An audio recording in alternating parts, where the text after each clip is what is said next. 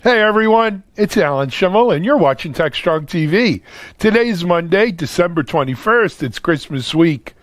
Not sure if you're working. Well, you're working from home, so you might be working full time. You might be easing into Christmas. There's still plenty of work to do. Thanks for joining us.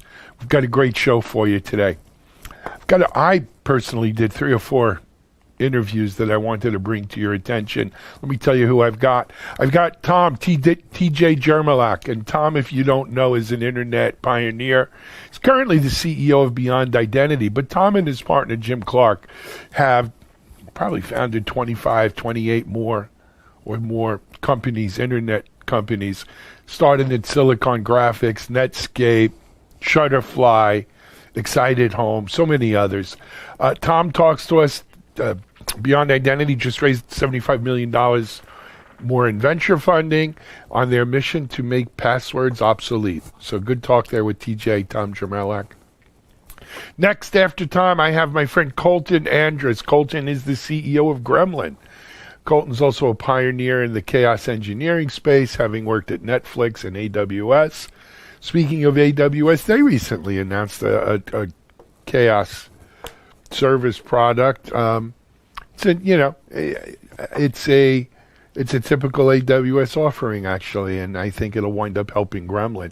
We speak briefly about that with Colton, but also about the general state of the market in chaos engineering and what's happening at Gremlin. So that's a good interview there. Next up, I have William Morgan, the CEO founder of Buoyant. Many of you may know Buoyant as the people behind Linkerd, the popular CNCF service mesh project. But what does Linkerd do as a business model, right? Besides supporting the open source Linkerd, or what does Buoyant do as a service model, rather? And William's going to tell us that. He's going to tell us all about the new Buoyant cloud that's out there in beta, and what Buoyant the company does. So don't miss that. And then next up, after that, I've got my friend Mikey Rothman. Mikey, the cyber gadfly, cyber celebrity. He's president of both DisruptOps and Securosis. And Mike's here to talks with me about the recent SolarWinds Orion catastrophe, as well as kind of a look back at 2020 in cyber, and maybe a look ahead. Mike will also be presenting at Predict 2021, our look ahead for the whole year, on January 21st and 22nd, so don't miss that. After that, we're going to turn things over to Charlene O'Hanlon, our managing editor, chief content officer. Charlene has the news headlines around the media ops sites today. A webinar preview. It's a relatively light week for webinars, but we've got some good ones there, as well as an interview with Rod Molina of Gorilla Logic. And we're going to talk about user experience there and how it's changed during the pandemic. Then we're going to head over to the Analyst Corner with Mitch. As usual, Mitch has some great stuff there for us.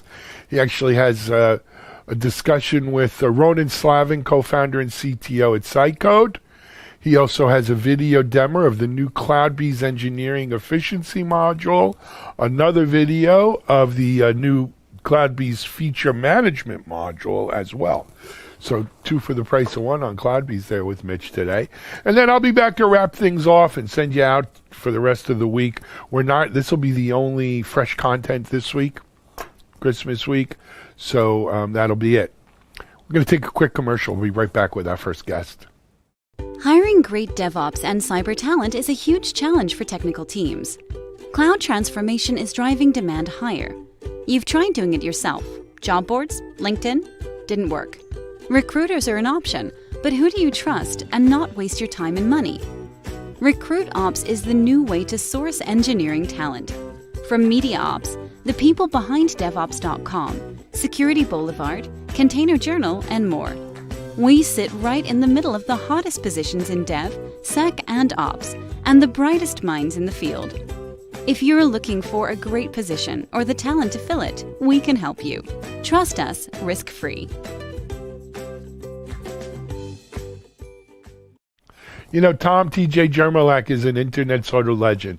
Him and Jim Clark have been behind so many of the great brands and technologies that we've seen in the internet, even before the internet with Silicon Graphics. His latest company is Beyond Identity, and their mission is to make passwords obsolete. It's a worthy cause. I wish them luck. They Tom thinks he's got the solution though, and it's not rocket science. Tom's going to tell us about that as well as what they plan to do with the $75 million they've just raised. So here's my interview with Tom Jermolak, CEO of Beyond Identity. This is Digital Anarchist. Hey everyone, thanks for joining us on another segment here for TechStrong TV. My guest this segment is my friend Tom, TJ Jermolak. Tom is the CEO, founder of Beyond Identity. Tom, welcome to TechStrong TV. Waiting out. A little bit warmer down here right now this time of year. Just a little warmer. And, waiting for vaccines for everyone, right? Where we can kind of get back to where we were before. But, Tom, while COVID may have slowed down meeting in person and stuff, it hasn't slowed down digital transformation. It hasn't slowed down people working from home in tech and other service industries, right? And that need the Beyond Identity type of service. So you have some big news you share, if you can share with our audience, and we can maybe begin the conversation.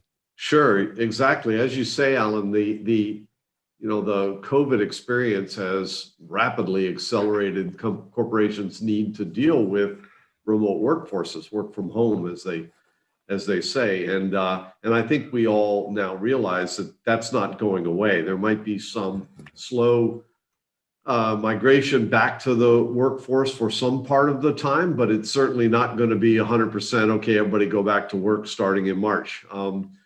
And so we've seen a full year of this effect. We will see, what's going on with it, but we definitely know that corporations are now making their plans that this is going to be the new normal. So our board, our investors took a look at this and what our interaction has been with customers who are now recognizing this kind of a pattern. And they said, we really need to accelerate into this environment. There's a need out there. We have a product, a technology that can fill that need. And we, instead of waiting for a year or two to get after some of the new markets and capabilities, we have to accelerate that and get after it right now. So they funded us with another $75 million of Series B funding. It allows us to double our hiring, accelerate our product, the feature set that we're developing, but more importantly, to drive it into channels, VARs, distributors, international, all a year or two before we would have logically done that before. You know what? It just fits the mold where I've heard from, we interview a lot of VCs on here and folks like that, and they all say the same thing as well, which is when you speak to the analysts and everyone, we're seeing 6 to 10 years of digital transformation shoved into this year of 2020. Yeah. And, Tom, I have a theory that it's like a law of physics. They say you can't go backwards in time, right? Times are an arrow pointing one way. Yeah. I think that's true, and it's true in technology. No one's going to say, oh, we have a vaccine or COVID's not a big deal anymore. Let's go back. Let's turn the clock back. Right. We're not. That's not the way life works. That's not the way the world, that's not the way physics works. Completely right. Think about when companies go cloud native, do you think any of them are going to turn around and say, oh, let's put everything back on the premise again? Yeah, when they start realizing that, well, employees who are working from home want to be able to bring their own devices and not just have a corporate device. And, you're not going to go back to that. No way. Passwordless is the same way. Anybody who switches to a passwordless technology isn't going to go, I really miss having to remember and type in text-based passwords, So each one of these things, so many CISOs that I talk to will show you presentations that they had to their boards, to their company going, oh yeah, well, we're going to be cloud first and we're going to, zero trust and protect the endpoint. And we're going to, but every one of them will tell you, I had no idea that meant now. It meant Right. that's where I wanted to go. We'd evaluate it. We'll work on it. It was out there. Yeah. Right? Nobody said, "Oh, right now." And not only that, but make it stick. It's not like, oh, for 3 months and then, oh, the pressure's off. No, figure it out, make it long term, because this is the way it's going to work from now on. Yep. Tom, what I didn't realize is we didn't really set the plate. We've had you and Beyond Identity on the show before, but maybe there are people in our audience who are saying, where the heck are these people coming from? I don't know what this Beyond Identity does. What does he mean by passwordless? Yeah.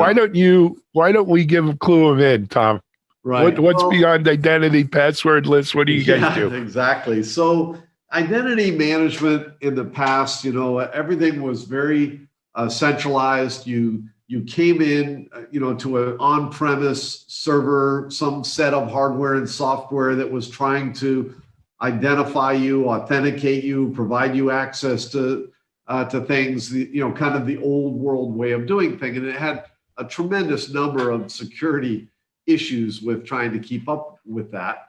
As time has gone on, the on-premise things are moving out to the cloud, which created its own security issues and vulnerabilities, because they still weren't moving identity management out to where the user was, to where the endpoint was. And that's what we really do, is we're saying, just like cloud native and moving things out to the appropriate edge, we need to do that for users. So we're going to take the identity management out to where the endpoint is, the laptop, the desktop, the phone, if they're mobile, if they're at their home or at their business, wherever they are with their device, that's where we're going to start the zero trust experience. So we go to a passwordless system. You don't have to enter any text-based passwords. In fact, we've removed them from the system completely, so there's no surface attack area for the black hats that are out there.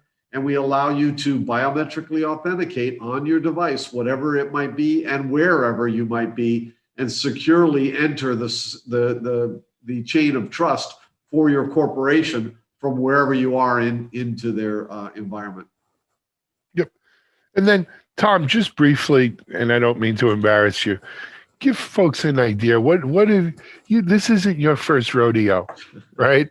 In the internet age or security and everything else. Give them a little bit of your background. Well, my partner and I, Jim Clark, and I have been together 35 plus years now, believe it or not, from our first startup, Silicon Graphics, going on and doing Netscape, At Home Network, Shutterfly, MyCFO, Healthy on WebMD, a whole number of companies along the way. I, for a while, was a general partner with Kleiner Perkins, started a number of companies there with KPCB.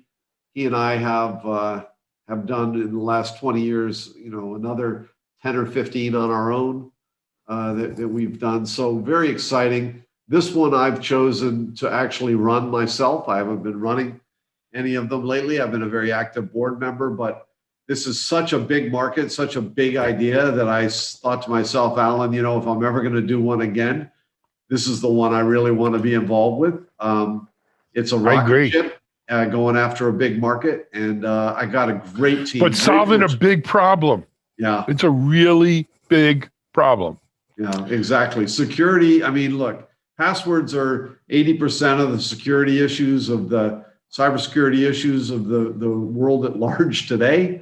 If we can eliminate that, move on to more important things for people, because there's so much waste, so much money being spent, so much IT employee time being spent, so much exposure, customer friction. It's terrible. I will tell you, we're going through our own little exercise here. We're a small company, Tom, 25, 30 people. But we're kind of reorging for the first of the year. We've got a bunch of new platforms we're bringing on. So we did a review of passwords, not of individual email passwords, but no, passwords onto like our systems. Yeah. Whether they be the WordPress backends or the marketing tools, whatever, the tools that we use, mostly SaaS-based systems. And, for a small company, it's a couple of hundred passwords, to tell you the truth. Yeah. And when you start auditing, Tom, and looking what people set up because they were in a rush, and you start seeing the 1, 2, 3, 4s Right. and stuff like that, you realize, and as a security person, I cringed when I saw that people actually use that for a password. So we have now, gone to a password manager doing, what do you call it? Randomly generated passwords that will store in password manager. But the whole text-based password thing is something that's way past its time. It should have died. It should have died a quick death. Yeah. A long time ago. The fact that, you mentioned password manager, that you don't need a password manager if you don't have a password, right? Hello, exactly. The real key is getting out of that rat password. race. That's the Jump off the hamster wheel. Yeah. And I'll give you even one better. As we're sitting here today, Tom, the world is, or at least most of us in the West are, waiting for the other shoe to drop on this SolarWinds fiasco. Yeah. So I heard we interviewed a bunch of people, doing what we do here. We report on this stuff. That last year there was an advisory put out to SolarWinds that one of their own internal servers had a password of something like server 1, 2, 3, 4. Typical bullshit that you hear. Excuse my language. And you know what? I'm sitting here thinking to myself, if they were silly enough to use that for passwords, right? How, I'm not saying that's how this particular breach happened. Yeah. And, we've all seen that they were able to sign the software, insert a DLL and everything else. Yeah, they dropped a cookie that told them they could bypass the MFA. And you know why? They could bypass it because they had the password. Again, like your password managers, if there wasn't a password, you wouldn't have had that problem. So the MFA, I'm not going to say their name, but the MFA vendor that was involved came out and said, oh, it wasn't our vulnerability. I'm like, yes, it was, because architecturally, that's relying the on way passwords. you designed it. That's the way you designed it, right? If you didn't have the password, if you'd removed that, then you wouldn't have that opportunity. It's just, we got to get off the passwords. We started it back at Netscape. I apologize that we had a hand in starting with passwords, but back then we didn't have the technology to know how to do without it. But it's a thing whose time has come and gone. If we can just all get by it, it's kind of like the combustion engine. It had a great day. One day we won't have combustion engines anymore, and we'll be running on electric engines for everything, whether it's airplanes or cars or whatever it might be. The same thing's true in security. Okay, we needed that. Now its day is done. Let's get rid of it now. Let's move on. Amen. It doesn't have any benefit. There's no emotional tie like, oh gosh, remember the great old days where we had passwords? Let's get rid of them. You're preaching to the choir to me, Tom, so I get it. Let's get back though. So you guys raised $75 million, opening up channels, OEMs, going international. And that kind of typical that you hear from people who are raising money, for those kinds of use. What about though continuing R&D on the product? Yeah. I mean, nothing's ever done, nothing's ever finished, right? No. Yeah. So you think we might see even more breakthroughs, or from a product point of view, what do you think? Yeah, we have yes, we have a roadmap of 3 years of things that we already know that we want to get to. So this funding definitely allows us to accelerate some of that. And the biggest thing is what we call continuous authentication, which means that authentication shouldn't be a one-time event where at the moment that you access the application, we check, we go, oh, is this Alan? Great, okay, fine. And then forget about it. The thing is, as you're on, how long are you logged on? Have you changed your location? Are you doing things in the app that you don't normally do or that you do normally do? There are a number of items that we can use from the fact that we have this fine-grained data coming off of all of your endpoints into our system, so that we can, what we call, continuously authenticate you. And especially if you're in a corporate sensitive kind of a application, a bank wiring application, a Salesforce application, something with data that the corporation doesn't want to have moved around improperly, it can be watching all the time and always checking in and saying, all right, no, this is all cool. This is what Alan normally does. And we use AI, machine learning on that data to then decide when we ought to check back in and go, hey, Alan, let's just make sure that's still you, that we know that's you. We know you're doing the right thing with the system. So the big push in 2021 is going to be continuous authentication, AI, machine learning on the data for advanced risk policy. Absolutely. Agreed. Tom, for people who are watching this out right now and saying, you know what, I'd love to check this out. I don't know if my company is up to giving it a try today, but I'd like to check it out, right? Yeah. For either personal use or before I would bring it to my manager or director or someone. What's obviously go to the website, but what's the path for them? What should they do? Yeah, so on the website, we have the capability of them getting signed up, doing a demo for themselves right then and there. We can download or the software and have it up and running on an Okta SSO in 10 minutes. So you can get on in your own corporation, run it on your own server, not affect anybody else, and try it. You can turn it on for you or 5 of your team or all of your team and give it a shot. So that's that easy to get it up and running and give it a try. So I got to ask you a stupid question. Why the hell isn't everyone using this already? Yeah.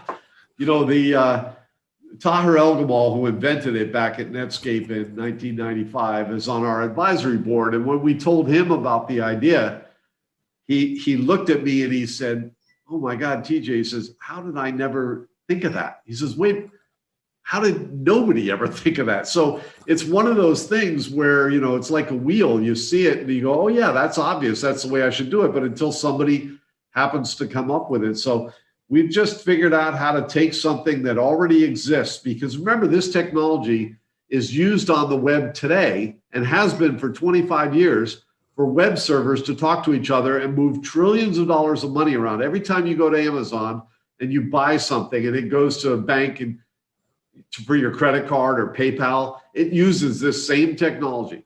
So the thing we figured out was for the first time how to get it to you so that Alan on his computer or his laptop or his phone can use it just the same way as everybody else. And it's that straightforward. There's nothing new. It's not like we had to, reinvent, change physics and, I'm nervous about using this because it's all brand new. It's not all brand new. It's all been proven secure, proven scalable. We just figured out how to let you into the party. Absolutely. Tom, I think we're coming up on time. Before we go, anything else you want to share with the audience? I think that the only thing I'd share about 2021 looking forward is, I hope and I pray that we all get a vaccine and that we are able to go to at least a hybrid environment and being able to see each other again. I would like every now and then to be able to sit across the desk and have this conversation face to face. So I'm still old school enough to want that. So I hope and I pray that that's coming soon for all of us. Amen. And in the meantime, that the white hats in the security industry, that the good guys are going to keep ahead and allow this workforce being forced upon us so rapidly to, in fact, build and thrive. Absolutely. Tom, as soon as we both get vaccines, and we were talking offline, hopefully sooner than later, you've got an invitation to come up here to Boca. We'll do these interviews in person, in studio. It'll be a lot better. All right, man. I look forward to that day. You and me both. TJ, be well. Congratulations. Look, $75 million is a terrific amount of money to make things happen. I'm sure you'll use it well. And we're waiting for big things from Beyond Identity, right? Let's change the game. Right. All righty. Tom Jermolak, or TJ, CEO, founder of Beyond Identity, as well as a whole bunch of other things, looking to make passwords obsolete. What a great thing that would be. Take care, Tom. This is Thank you, Alan Alan. Schimmel. Okay. Thank you. We'll be right back with another guest here on TechStrong TV.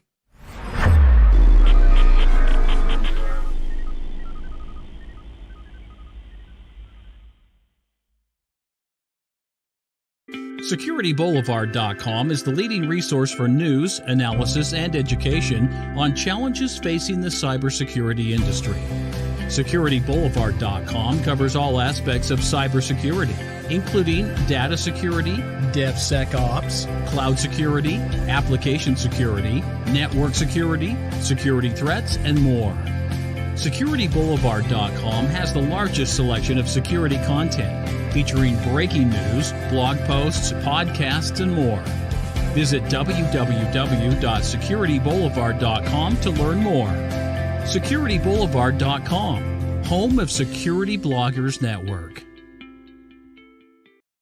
You know, sometimes it takes a company like an AWS to come out with a service or product in a given space to really distinguish that space and put it on the market. So many in the chaos engineering space applauded AWS's recent announcement of a chaos engineering type of capability in AWS, because it does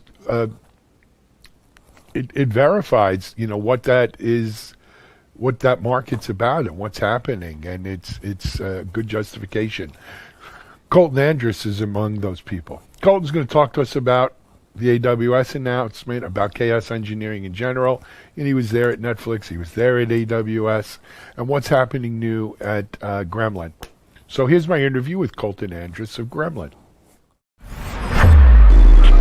This is Digital Anarchist.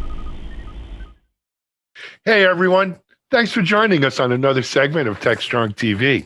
As we end, wrap the year up here, I'm going back to friends in the market and kind of checking in on where we are, how's the year ending for them, what's looking forward.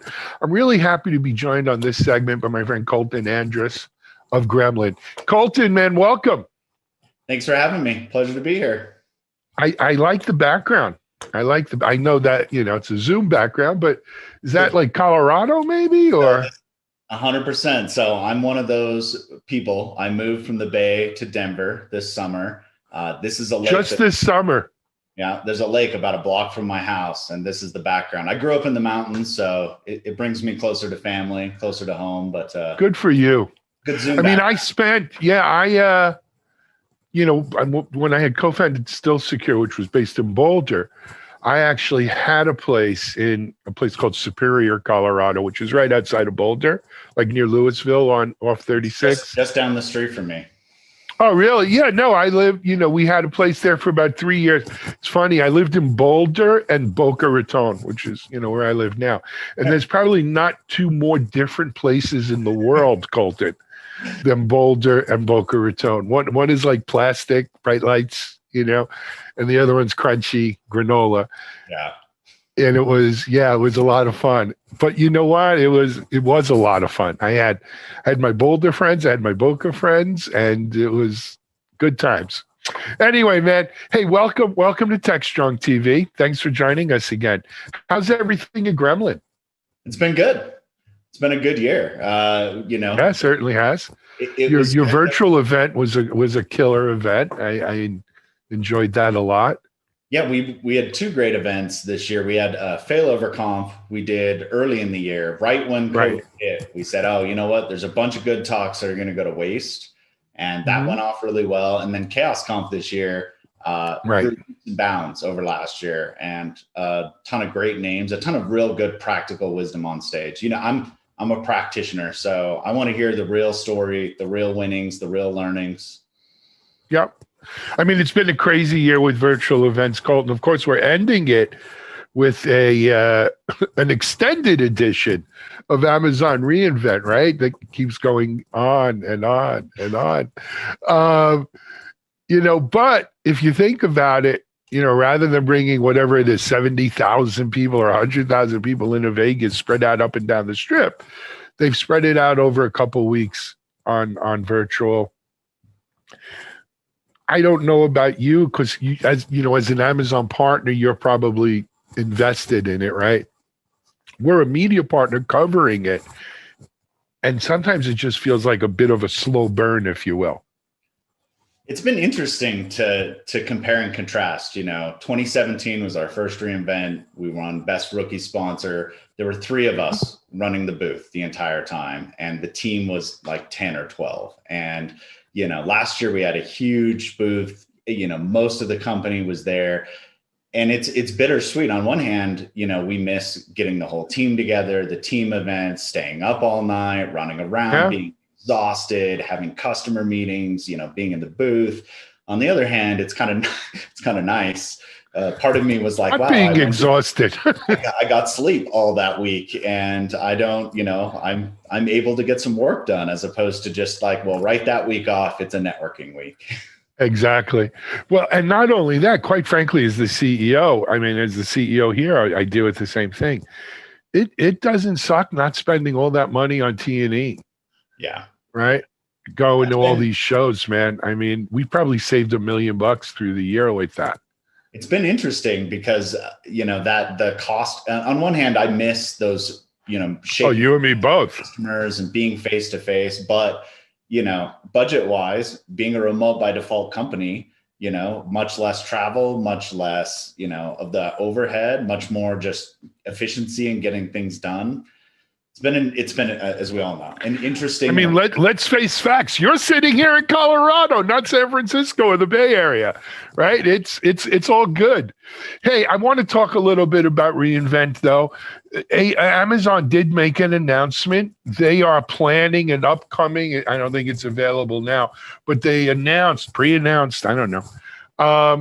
That they're going to have some sort of chaos engineering type of solution, which, look, from your view there on the mountain, it's a tremendous validation of what you guys have been doing, huh? Yeah. They gave us a bit of a heads up, and it was great to see it come out, but we're super excited.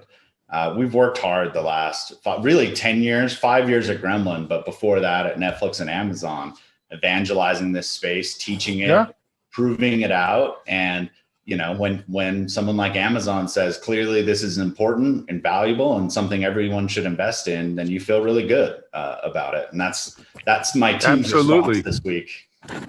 Absolutely. And I think it's the right response. Look, for you personally, coming from Amazon and Netflix, the fact that AWS is now, kind of quote unquote entering the market is a tremendous validation, not only for Gremlin, as I say, but for you personally.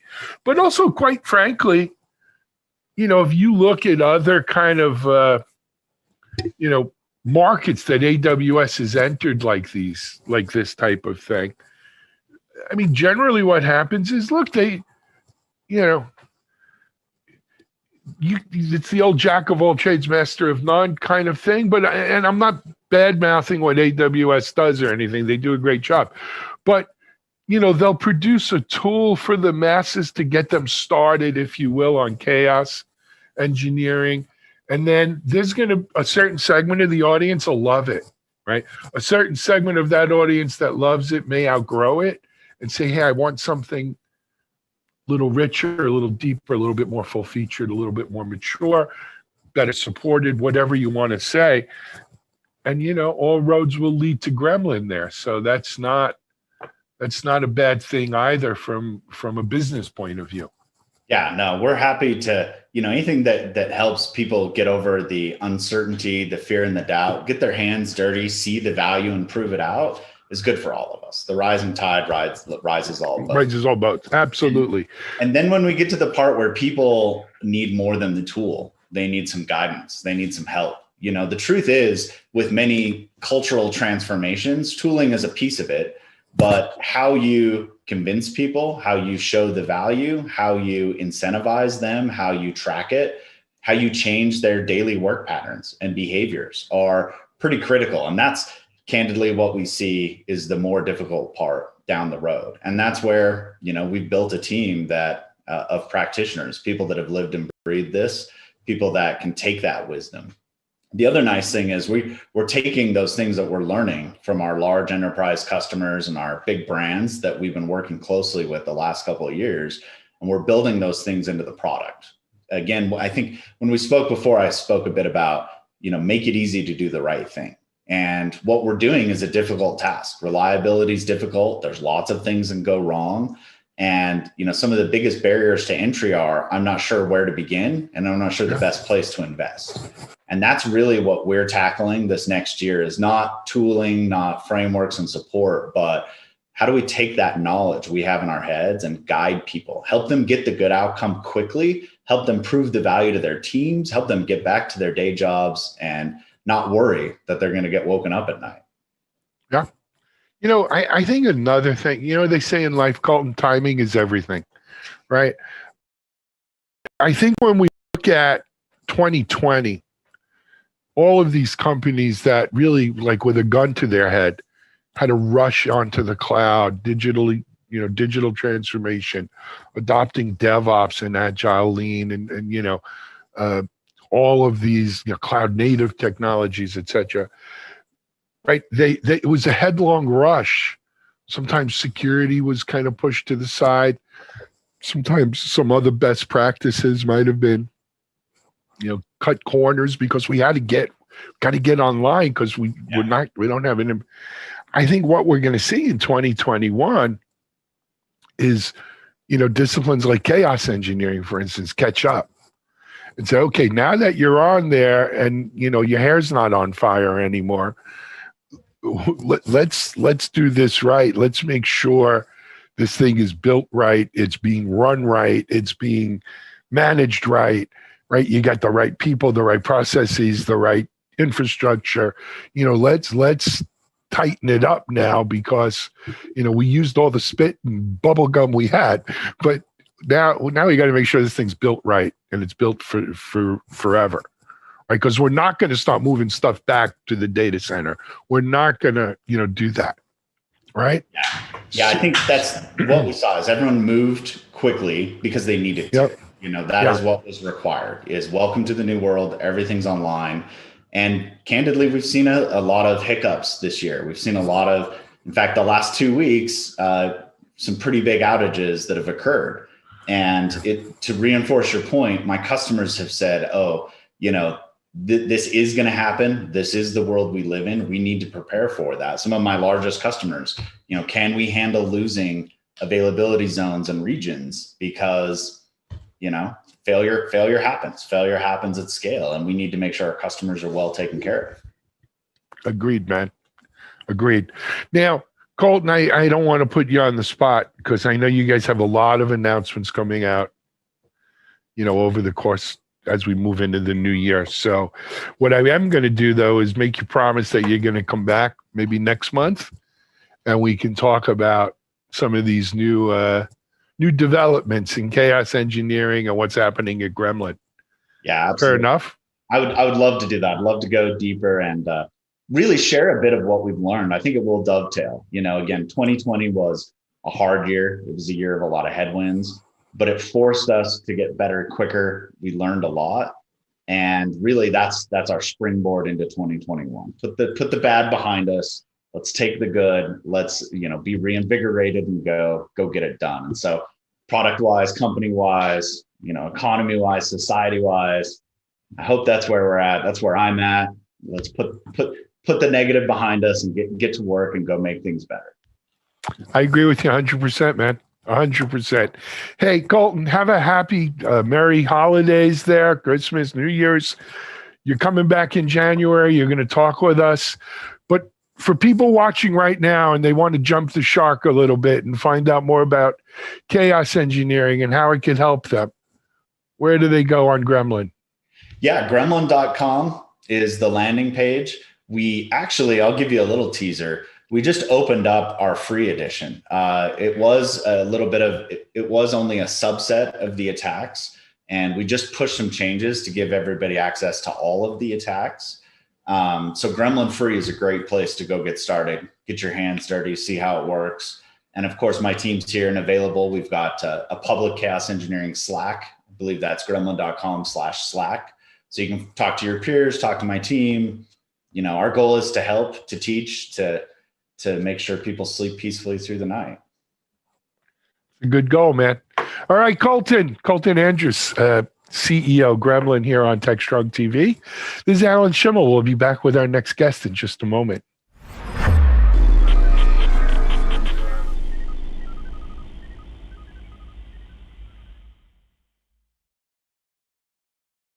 ContainerJournal.com is the leading online destination for centralized computing-related content. ContainerJournal.com covers all aspects of software containers, from container management, data management for containers, container security, networking for containers, to the entire container ecosystem, Kubernetes, microservices, serverless, and more. ContainerJournal.com has the largest selection of container-related news, featuring breaking news, blog posts, podcasts, and more. Visit www.containerjournal.com to learn more. ContainerJournal.com is operated by MediaOps Inc., the team behind DevOps.com, Digital Anarchist, SecurityBoulevard.com, DevOps Connect, and DevOpsDozen.com. Buoyant.io are the people behind Linkerd, probably one of the more simplest, or one of the simplest service meshes on the Kubernetes stack. But you know what? Having an open source project's great, but if you're going to have a commercial entity, you got to figure out how to monetize it. Enter Buoyant Cloud, new service from Buoyant. It's in beta right now. William Morgan, their CEO, is going to tell us all about it and what more Buoyant is doing. This is Digital Anarchist. Hey everyone, thanks for joining us on another episode of TechStrong TV. For this episode, I'm joined by my friend William Morgan of Buoyant.io. Hey William, how are you, man? Hey Alan, how are you? I'm great. So, you know, for those in our audience who may be familiar with William, you may have even heard of Buoyant.io. Usually William comes on here, or someone from Buoyant will come on and give us the latest news. There's a new version of Linkerd, or the CNCF is graduating it, or, you know, something around Linkerd, of which Buoyant.io is kind of, well, it's a CNCF project now, but you guys are, let's call it the caretaker. Yep. In many ways of the project. It was with you originally. But William, and most of our audience knows what Linkerd is. Great. I don't want to talk about it this segment, though. I wanted to really focus people on, so what do you guys do with Buoyant.io? Yeah. On taking care of the open source Linkerd project for CNCF, right? Yeah. Why, what are you doing? What's happening? Why should people know about Buoyant beyond, oh, those are the Linkerd guys or something like that? Right, yeah. So, of course, everything we do is tied to Linkerd ultimately. But we are taking a very particular approach for an open source company, which is that, traditionally what you've seen open source companies do is they'll do something like open core, where you have an open source thing that works, and it works pretty well, but if you really want to use it in production, if you really want to use it at scale, then you have to buy the enterprise version. And for a variety of reasons, we didn't really like that model. So instead, what we're doing is we're kind of doing two things. Number one, we're building Linkerd, and of course Linkerd has to be production grade. It has to be ready to scale to any load, and like everything you want about a service mesh is in the open source. And then we're also building tools that sit on top of Linkerd that allow you to do kind of another set of things. And that is where we start talking about Buoyant Cloud, which is our SaaS dashboard for Linkerd. I call it a dashboard. Sounds a little diminutive, right? Actually does a lot of stuff, but the general structure is once you have Linkerd running on lots and lots of clusters, or even just one, suddenly Buoyant Cloud starts providing a set of features that you don't need to run Linkerd in production, but that actually are really, really useful when you're trying to build a cloud-native platform on top of things like Linkerd and Kubernetes and containers. Okay, so I'll bite. What are these kinds of things that are really useful? Give us some examples. Yeah, so, one really easy example is around the idea of SLOs, or service level objectives. So what Linkerd gives you is this great wealth of metrics, automatic instrumentation of all your success rates and latencies and request volumes, things that we call the golden metrics. Now, but having a metric is one thing. Actually knowing what to do with it is another. So if you have a service that's running at 98% success rate, that doesn't really tell you, is that service healthy or is it in trouble, right? You need to have some context around there. And SLOs, service level objectives, are one way of adding context. So with Buoyant Cloud, what you can do is you can say, let me take all those Linkerd metrics, let me actually translate that into a set of expectations that I can share with the rest of the company. So I can say, this service, my expectation is, on any 7-day rolling window, it's going to be at 99.5% success, right? We allow some margin of error. And if it dips below that, then you're in trouble. And Buoyant Cloud will allow you to take all those metrics, put them up into a dashboard that you can share, and kind of contextualize them with what the business and what the platform owners actually want to do with that service. Excellent. How about another one? Yeah, so, it turns out that the number one reason why things go wrong with software is not because the computers went wrong, it's because the human beings changed something, right? We are the problems. So one thing that Buoyant Cloud does, which I'm really excited about, and we actually use this internally, which is part of why I'm smiling so much when I talk about it, because it's so useful. But we'll actually tie all of the changes to your Kubernetes applications to those metrics. So we'll show you, hey, here is a record of every change to your application, regardless of how you made it, right? We can detect this from Kubernetes itself, and we'll give you a timeline of those changes, and then you can line it up with the metrics, and you can say, okay, here's this dip, and here's what changed, and now I know exactly what happened to cause that. And that's, of course, the same way that Linkerd does all of this automatically without humans really having to be involved.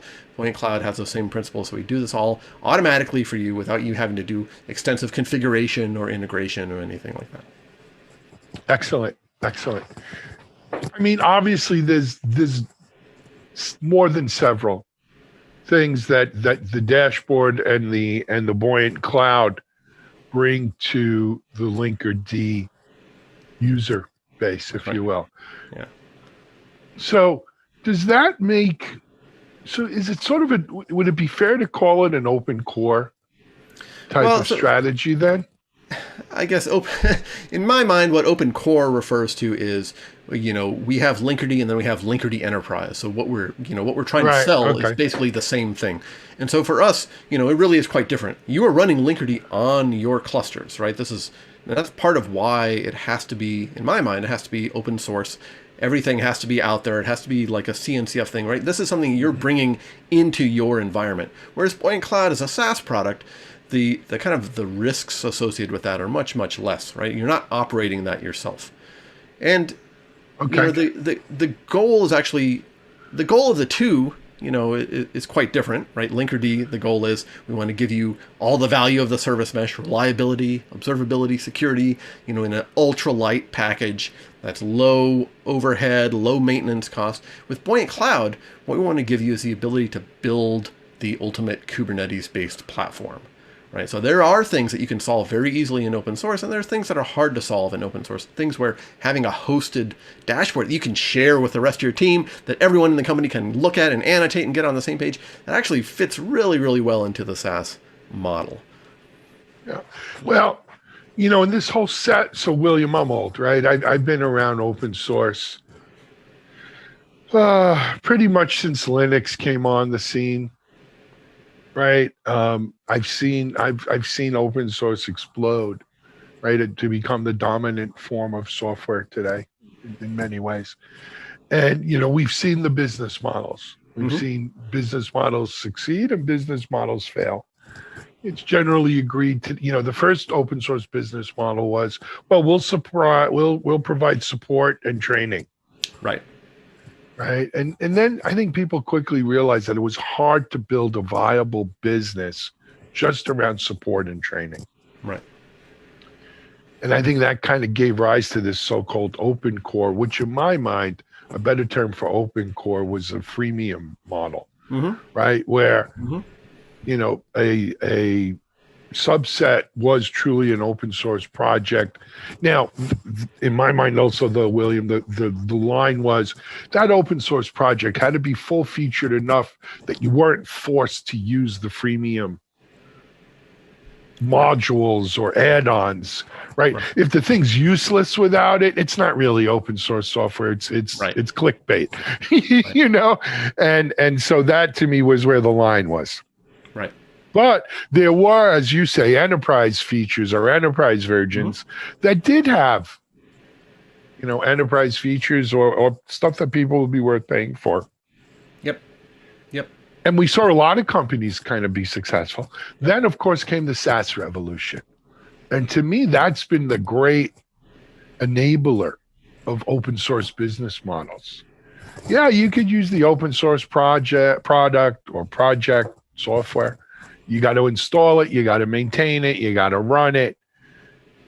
And, you know, or you could use our hosted version of the product and pay us as a SaaS kind of thing. Right. But that's truly not what Buoyant Cloud is either. You guys, it seems, have more of a defining borderline between Linkerd, the open source project, and Buoyant Cloud, the dashboard intelligence that sits on top of this stack. Yeah. Right. And there's a distinction there. And it's, you know, it may be nuanced for those who maybe aren't sophisticated enough to recognize it. But it is. There's clearly a distinction between the two products, between the two projects, between the two software packages. It's not just a freemium module. Yeah, that's right. And for us, I think it comes down to a couple of things. One is that you can consider Buoyant Cloud to be kind of a hosted control plane, a hosted multi-cluster control plane, right? And that's interesting and that is useful, but we want to do more. I think fundamentally we are very product-minded people, and we spend a lot of time with our Linkerd adopters, and so we know not just what the problems they are solving with Linkerd are, but we also know there's another class of problems. And so for us, it was very natural to have Buoyant Cloud not just be, you know, a kind of a hosted control plane, but actually to add features, right? Especially in a world where what we're seeing is a lot of folks are adopting multiple Kubernetes clusters, and the notion of what something, you know, what is production, right? It's not just one cluster over here. It's changing. All of those things are changing, and we wanted a product that was able to adapt to that evolution, because the reality is people are still coming to terms with what the best way is to run software on Kubernetes. Agreed. Cool. So it's the end of the year, William. Looking ahead to next year, what's on? If you can talk about it, obviously, what do you think's on the roadmap for Buoyant Cloud? Yeah, so, you know, I think the goal for, let me start with Linkerd. I know you said I shouldn't talk about Linkerd, but everything that we're doing, again, with Buoyant Cloud starts with Linkerd. The goal for Linkerd... I'm going to give you 30 seconds. Go ahead. Right. I won't even need that much. The goal for Linkerd is to become boring, right? This layer of the stack should be something that is installed, and you're not reading blog posts or, heaven forbid, writing blog posts about it. You're just installing it and moving on with your lives. So then that's where Buoyant Cloud starts becoming really interesting, because once that layer is kind of sorted out underneath, well, now you as an organization are facing pretty significant challenges. I have a platform team, I have a developer team. The goal of my platform team is to build this platform that the developers run their code on, right? And don't have to know the details, but they have to know enough to be able to have kind of an ownership mechanic there, right? You're not throwing it over the wall. So building that platform, right? That's kind of the goal of all this, and that is exactly what Buoyant Cloud is positioned to take on. We want to give you the platform team. We want to give you the tools where you not only understand your platform and the health, and you do it in a way that's low friction and all that good stuff, but you can actually share that with the rest of the organization. So developers can understand, when I deploy something to this platform, to this beautiful platform that you have built, is it healthy? Is it running? Is it doing better? Is it doing worse? There's not a good answer to that kind of thing today, and it's a tough problem. So ultimately, I guess what I'm saying is the future of Buoyant Cloud really is in solving not just the first order kind of engineering challenges, but actually solving organizational challenges. How do we build a successful engineering organization on top of all this fancy new cloud native technology. Fair enough. I don't disagree with you. I think you're dead on. Just in terms of, well, who knows when we'll have a KubeCon in person again to go over all this in person anyway. But William, for people who want to get more information maybe on Buoyant Cloud, where are we sending them? Just go straight to buoyant.io. You'll see a big old button that says try it. You can't try it. It says sign up for the wait list. We're still in a wait list model. We're in early access, but we are slowly, gradually letting people in. They're using it. Like I said, we're using it ourselves. It's super, super cool. So yeah, please, by all means, go to buoyant.io, sign up for the wait list, and I will personally walk you through the onboarding process, at least at this point. You know what? That's not going to last forever, folks. Go take advantage of that. William, just for people who are spelling challenged like me, Buoyant. B-U-O. Go ahead. Y-A-N-T. That's right. B-U-O-Y-A-N-T. I apologize for the English language, but that is actually how it's spelled. Oh, look, you can't, it is what it is, as someone once said. Anyway, William Morgan, CEO, Buoyant.io, Linkerd, managers, maintainers. Hey, man, it's always great to have you on, William. This is Alan Schimmel, TechStrong TV. We'll be back in a moment with our next guest.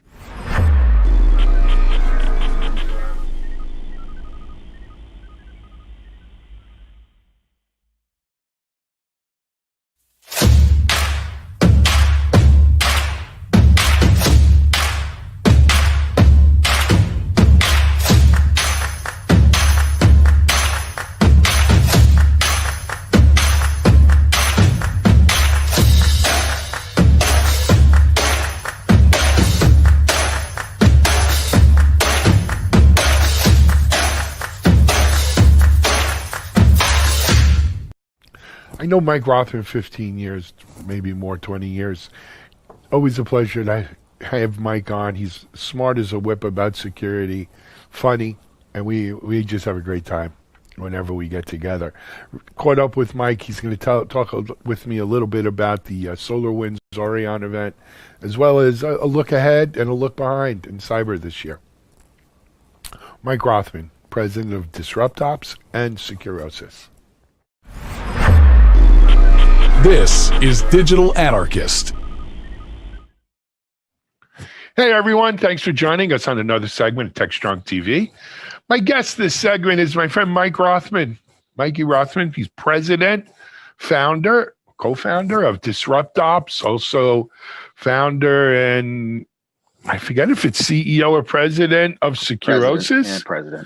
President of Securosis and Security Insight, and just all around security guy. Gadfly. Just gadfly. Yeah, a gadfly before it was cool. Mike, it's always a pleasure to have you on, man. You look great. Everything well? It is, it is for this kind of strange existence that we have been dealing with for 8 months, 9 months at this point.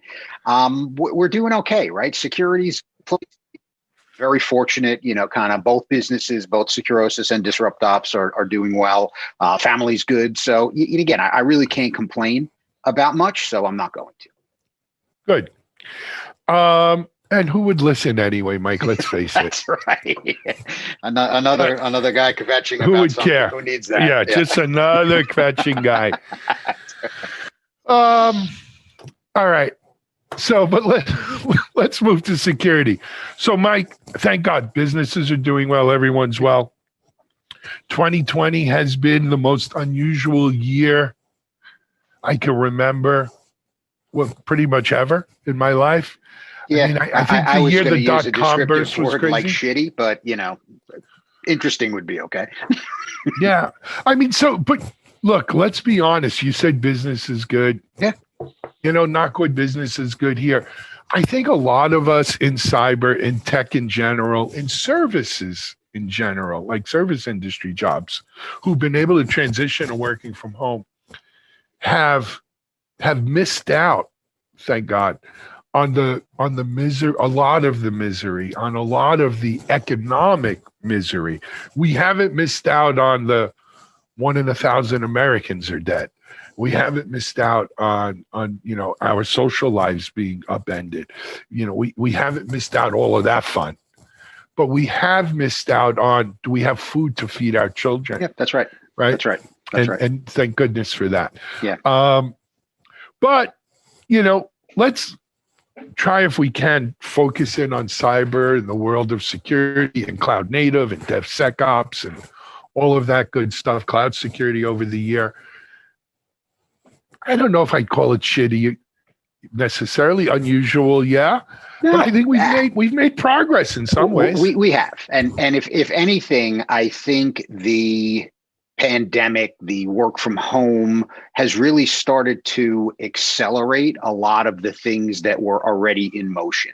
And that's a good thing, right? Because, organizations, they get there when they get there and, kind of they do their thing and they've got a 5-year business transformation plan and they had to get it done in like 2 weeks, right? 3 weeks, 4 weeks, right? And not the entire thing, of course, but, really kind of upending the infrastructure that really kind of drove a lot of these things, really starting to embrace SaaS as opposed to, kind of continuing to inch along and limp along with, old crappy back office systems, really trying to accelerate the movement of a lot of their workloads to these public cloud platforms as they've wanted to do anyway. Now, this was really, kind of the proverbial boot in the backside that really forced them to, do things a lot faster. So I think in hindsight, we'll see the forced transition, the forced migration to a lot of these functions as being positive, but it has been, certainly disruptive.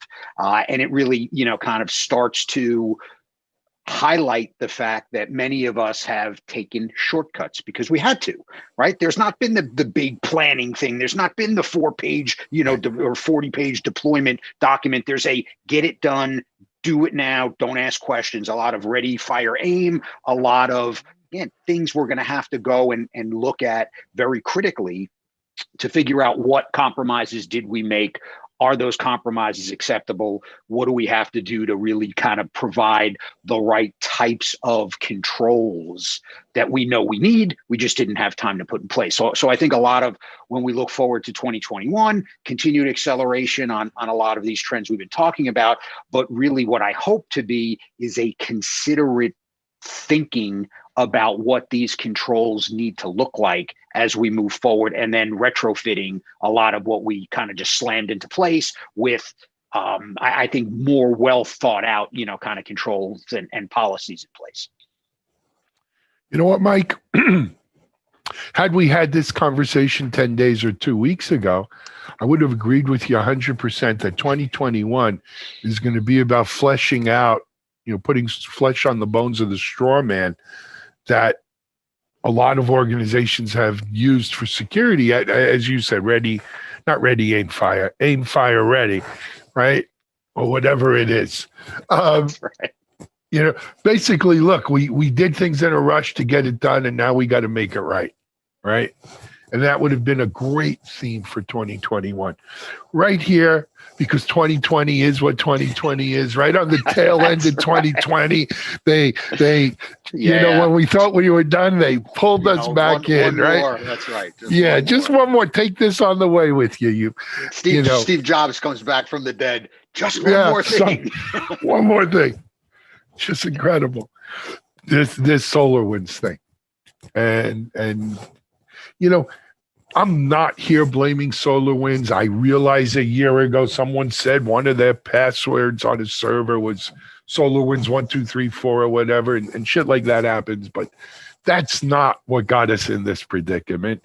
This was, in many ways, the perfect crime. I expect George Clooney, Brad Pitt, instead of a bunch of Russian hackers, right? An Ocean's 11 plot here. Yep.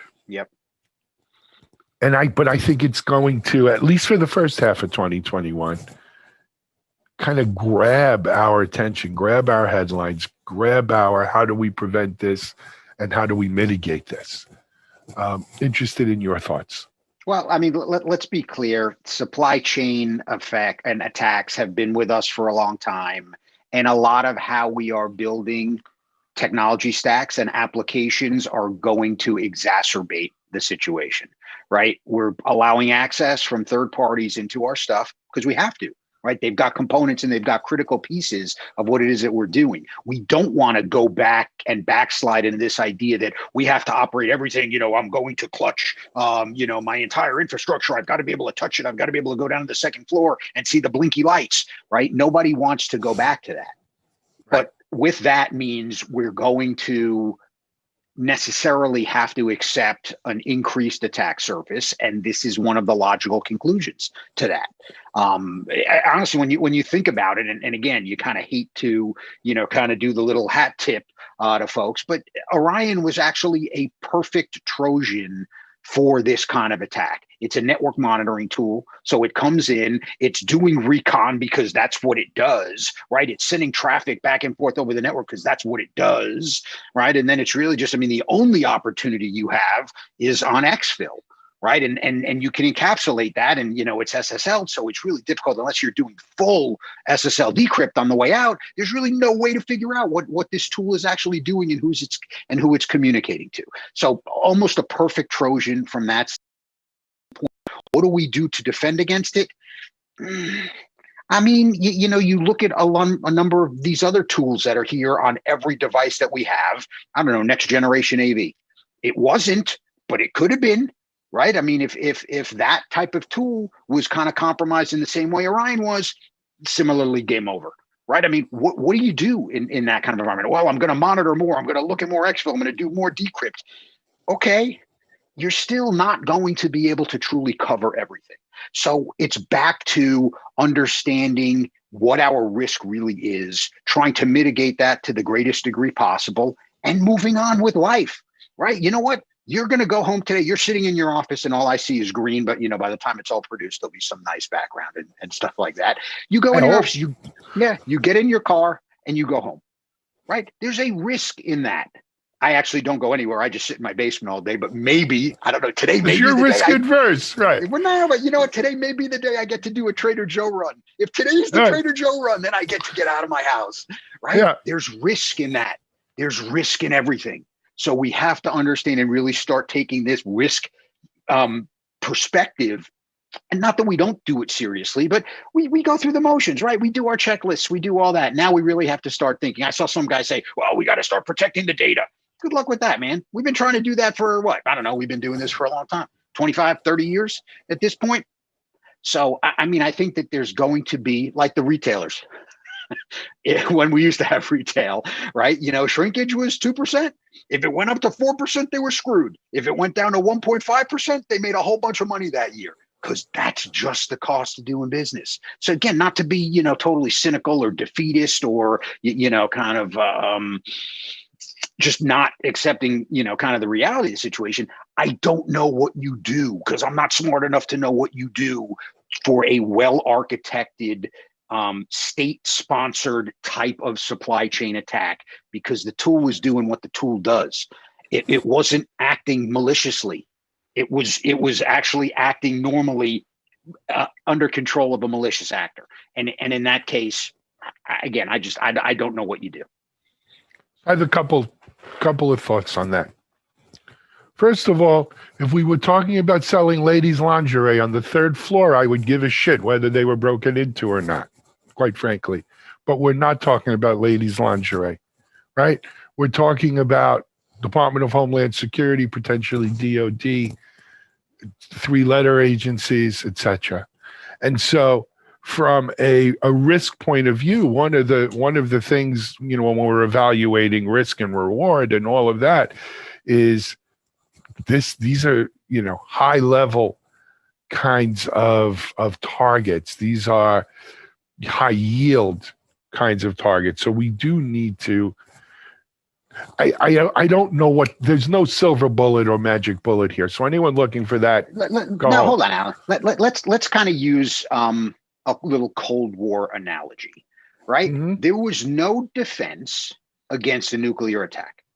Yep. And today there still is no defense against a nuclear attack, except having Mad. nuclear attacks.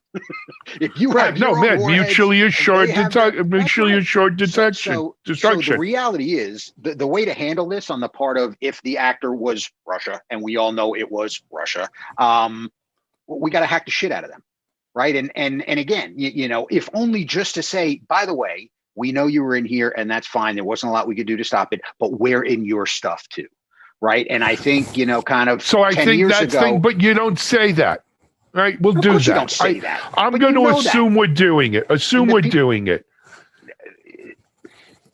Here's my point. This is something, you know, I saw this coming in security 10 years ago. We really started having the discussion around not when, or not if, but when, put more money into not preventing these attacks, but responding to these attacks. And when I read about what's gone on with this particular series, Recon, they're in here since March. What did they have access to? You know, when did the president know? Right? What did they have access to? What do they still have access to? How do we clean this up? How do we mitigate any damages that have been done or will be done? We're not going to undo it. And like you said, I don't know how we stop it. But can we have a better response? That, I think, is where maybe, but you know, so back to the risk concept. I mean, I think there really is, you know, a discussion that has to be had about what absolutely positively cannot be lost, right? Maybe it's the list of, you know, kind of intelligence assets. Maybe it's, you know, again, there are lots of different things. Organizations think, oh God, my whole life's going to end if this gets out. Is it really going to? I don't know, but that's the question to ask. Because if that's the question to ask, you got to put stuff back in your data center. You got to lock the crap out of it. You got to, you know, again, be doing all of those things because no one can get to that stuff, right? Air gap, isolation, a lot of the stuff that we're like, oh, you know, and then I start the conversation saying this is a cost of doing business because of the way we build applications nowadays. Some applications really can't be built that way. Right. So we talk about GovCloud, but we talk about the not GovCloud, the other GovCloud, right? You know, kind of that's the super secret, you know, IC cloud or whatever it is. Is that really a good idea? I don't know. Right. I mean, because I don't think that there are ways when we're allowing third parties, even if they've been FedRAMPed and all that other stuff into our environment, there's going to be risk there and there's going to be more of these supply chain attacks. It's just that simple. I agree with you. I agree with you. I think we've got to have better mitigation plans around what do you do? Okay, this happened. What do we do? I do think I think there's another issue though, and it's around supply chain attacks, and quite frankly, whether it's a digital supply chain or a physical supply chain, this is a real 2020 lesson. We should have learned it with personal protection equipment, right? When China shut it down, we had no goddamn mask here or face shields, and poor, you know, Hoff is printing out 3D face shield beds we have a guy at that home. did that too. Yeah, one of our Disrupt Ops guys has a 3D printer, and he was doing the same thing. Because, you know, when you have one company that 450 out of the 500 Fortune 500 use, and a good chunk of the American government, federal government use, not to mention others, you are, you know, it's the single point of failure. I mean, again, classic security. Right? Single point of failure. Right? We've got to, there's got to be, even though Orion is a great product, I'm not saying not, but there's got to be diversity, I think, for just these kinds of reasons. Would it help here? I don't know. But that's my and thought. I don't know, how do you track that, right? I make a decision for my business based upon what my business needs, and I pick this specific tool. I don't know, oh crap, too many people use it. It's too popular. It's too good. I'm not going to use it. I don't know. I don't know if that's sustainable. I don't know if that's, you know, something that's well, we're really saying it about social media. We're saying it about search engines, right? Your friends in Texas filed a suit yesterday about Google. We'll see. We'll see in 5 years how that one happens, because the only the only companies or the only organizations that have more lawyers than big tech is the government. So their lawyers are going to fight their lawyers for the next couple of years, and we'll see what ends up happening. Some consent decree that doesn't change anything. Yeah, I mean, I'm a little cynical about that, but hey, remember this one? The kind of the praying deposition. yes. A lot of our audience is not going to be old enough to remember, Bill Gates being deposed, during the Microsoft I do antitrust remember. and what happened out of that? Nothing. Yeah, they've got fined a little bit. They supposedly were acting better. The Europeans sued the crap out of them, but at the end of the day, did it really change a lot?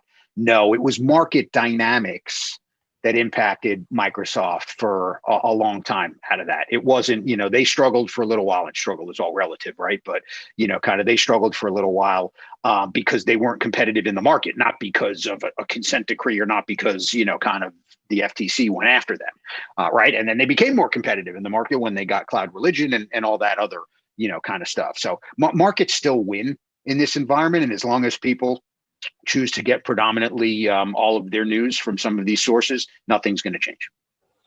Got it.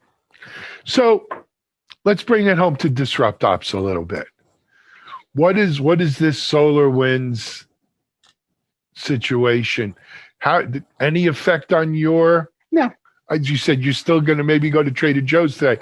But what effect do you think it'll have on your business this year? I don't think any, because the reality is it's something we have to worry about. Sure. Will operational best practices help? Maybe, right? But I think you still have to do the right stuff on building your foundation. And really a lot of what we learned for Disrupt Ops in 2020 has been about the continued challenge of collaboration and communication.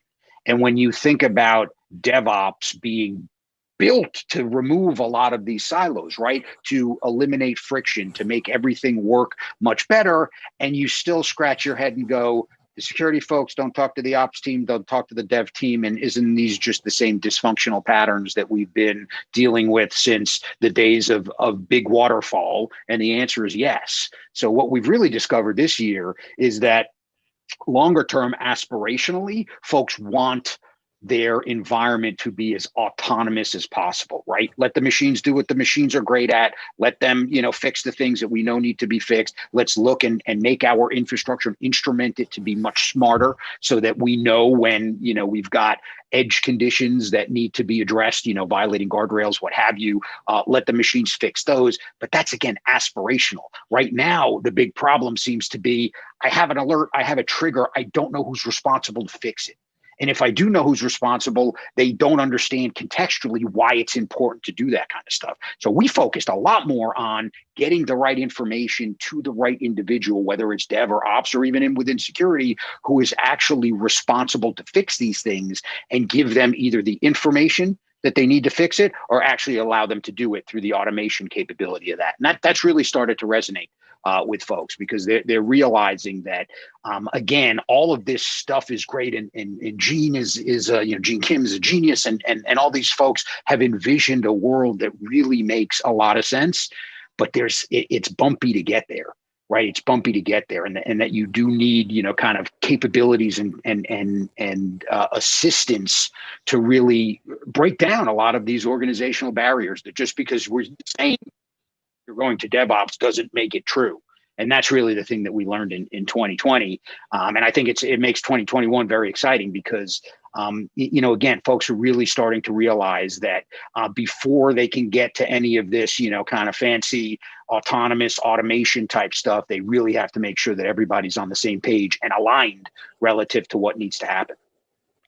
I will tell you, following, here at DevOps.com, following this space for 7 years now, that kind of revelation that you see in 2020, maybe you're seeing it from a security as it relates to DevOps mode, but we started seeing this 4 or 5 years ago when all of a sudden people started saying, my DevOps transformation hasn't been as successful as I thought it was going to be, or I'm not seeing I'm not seeing the returns on this that I thought we would see, right?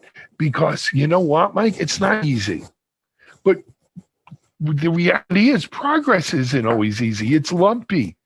It's not that smooth. Yeah, it doesn't always go up linear into the right curve that goes like this. And that's normal though. That's normal, right? So yes, we've learned that in 2020. I think we've learned it in 2019, 18, and 17 too, is there is a pot of gold somewhere out there at the end of that rainbow. But sometimes it's the journey, not the destination. And every day we do a little better better every day.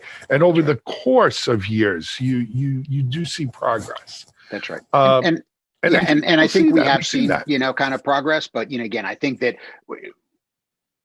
it's helpful to really start to see folks isolate where and again, where the work in progress is piling up. When you're on a shop floor, right? I actually studied industrial engineering in college. When you're on the shop floor, it's pretty easy. You look and go, oh, a lot of crap there, right? In this kind of world, it's not. And really, because it tends to be security, those things can get buried. They can be ignored. It's really hard to ensure and track unless you've really got a very sophisticated work management environment in place, ops management environment. It's really hard to track that stuff. So what I would say is that, yes, it's not an unknown problem. It is still an unaddressed problem. And we're starting to see folks looking at again, like companies like DisruptOps to start to help them break down those barriers and then give them a path to that, autonomous aspirational future where their people are doing the stuff that the people are good at and the machines are doing stuff that the machines are good at. But it's going to be a journey to get there. That's for sure. Agreed. Hey, man. I can't believe this, but you and I are overtime. I don't think I've ever done an interview with you that wasn't overtime. Really? But Mike, before we end up, a couple of things. People who want to get more information about DisruptOps and their DevSecOps cloud security, it's disruptops.com. Yeah? It is. Just like it sounds, DisruptOps. Yep. And for people who want to stay up on the latest ramblings of you and Rich and the Securosis tribe. Yeah, securosis.com. We're honestly, kind of the good news is this cloud may be a thing, right? So cloud security. You think it has some legs, huh? So we're not writing as much as we were. We are still, kind of tweeting and doing our, social media stuff. So follow I'm Security Insight on INCITE on Twitter. Rich is just our mogul. So go kind of track us that way. And just follow along, right? But kind of, and someday soon, brother, we will be in the same place. It may not be in the first half of the year, but I think in the second half of the year, the hope is that we will get together. I'll talk to you about that. We're so quite frankly, we're starting to plan our first kind of in-person conferences for early 2022, and they're going to be hybrid. But we will be doing a DevSecOps event around RSA. And we have that'll be a virtual event. We have another cybersecurity event we're doing early March. I'll talk to you about, Mike. And then January 21st and 22nd, we have our third annual Predict conference, which kind of takes a look ahead. But that's not just cyber. It's digital transformation, DevOps, cloud native, and cyber. And Mike has agreed to be on a panel around cyber with me, as well as someone, I don't know if it'll be Mike, Rich, someone from DisruptOps will be presenting at Predict as well. So check that out at predict2021.com. Mike, it's a pleasure seeing you. I like this new stand-up desk, by the way. Gives me a little bit I don't see that window. It's a good thing. You're looking good. You're looking good, my friend. All right. I'm a little pale, but I've been in the basement for 9 months, so not a lot of opportunity to get color. I hear you. It's okay. It's all right. At least you have hair. I do. That I do. Yep. All right. This is Alan Schimmel for, what am I here for? TechStrong TV, here with my friend Mike Rothman. We'll be back with another guest in just a moment.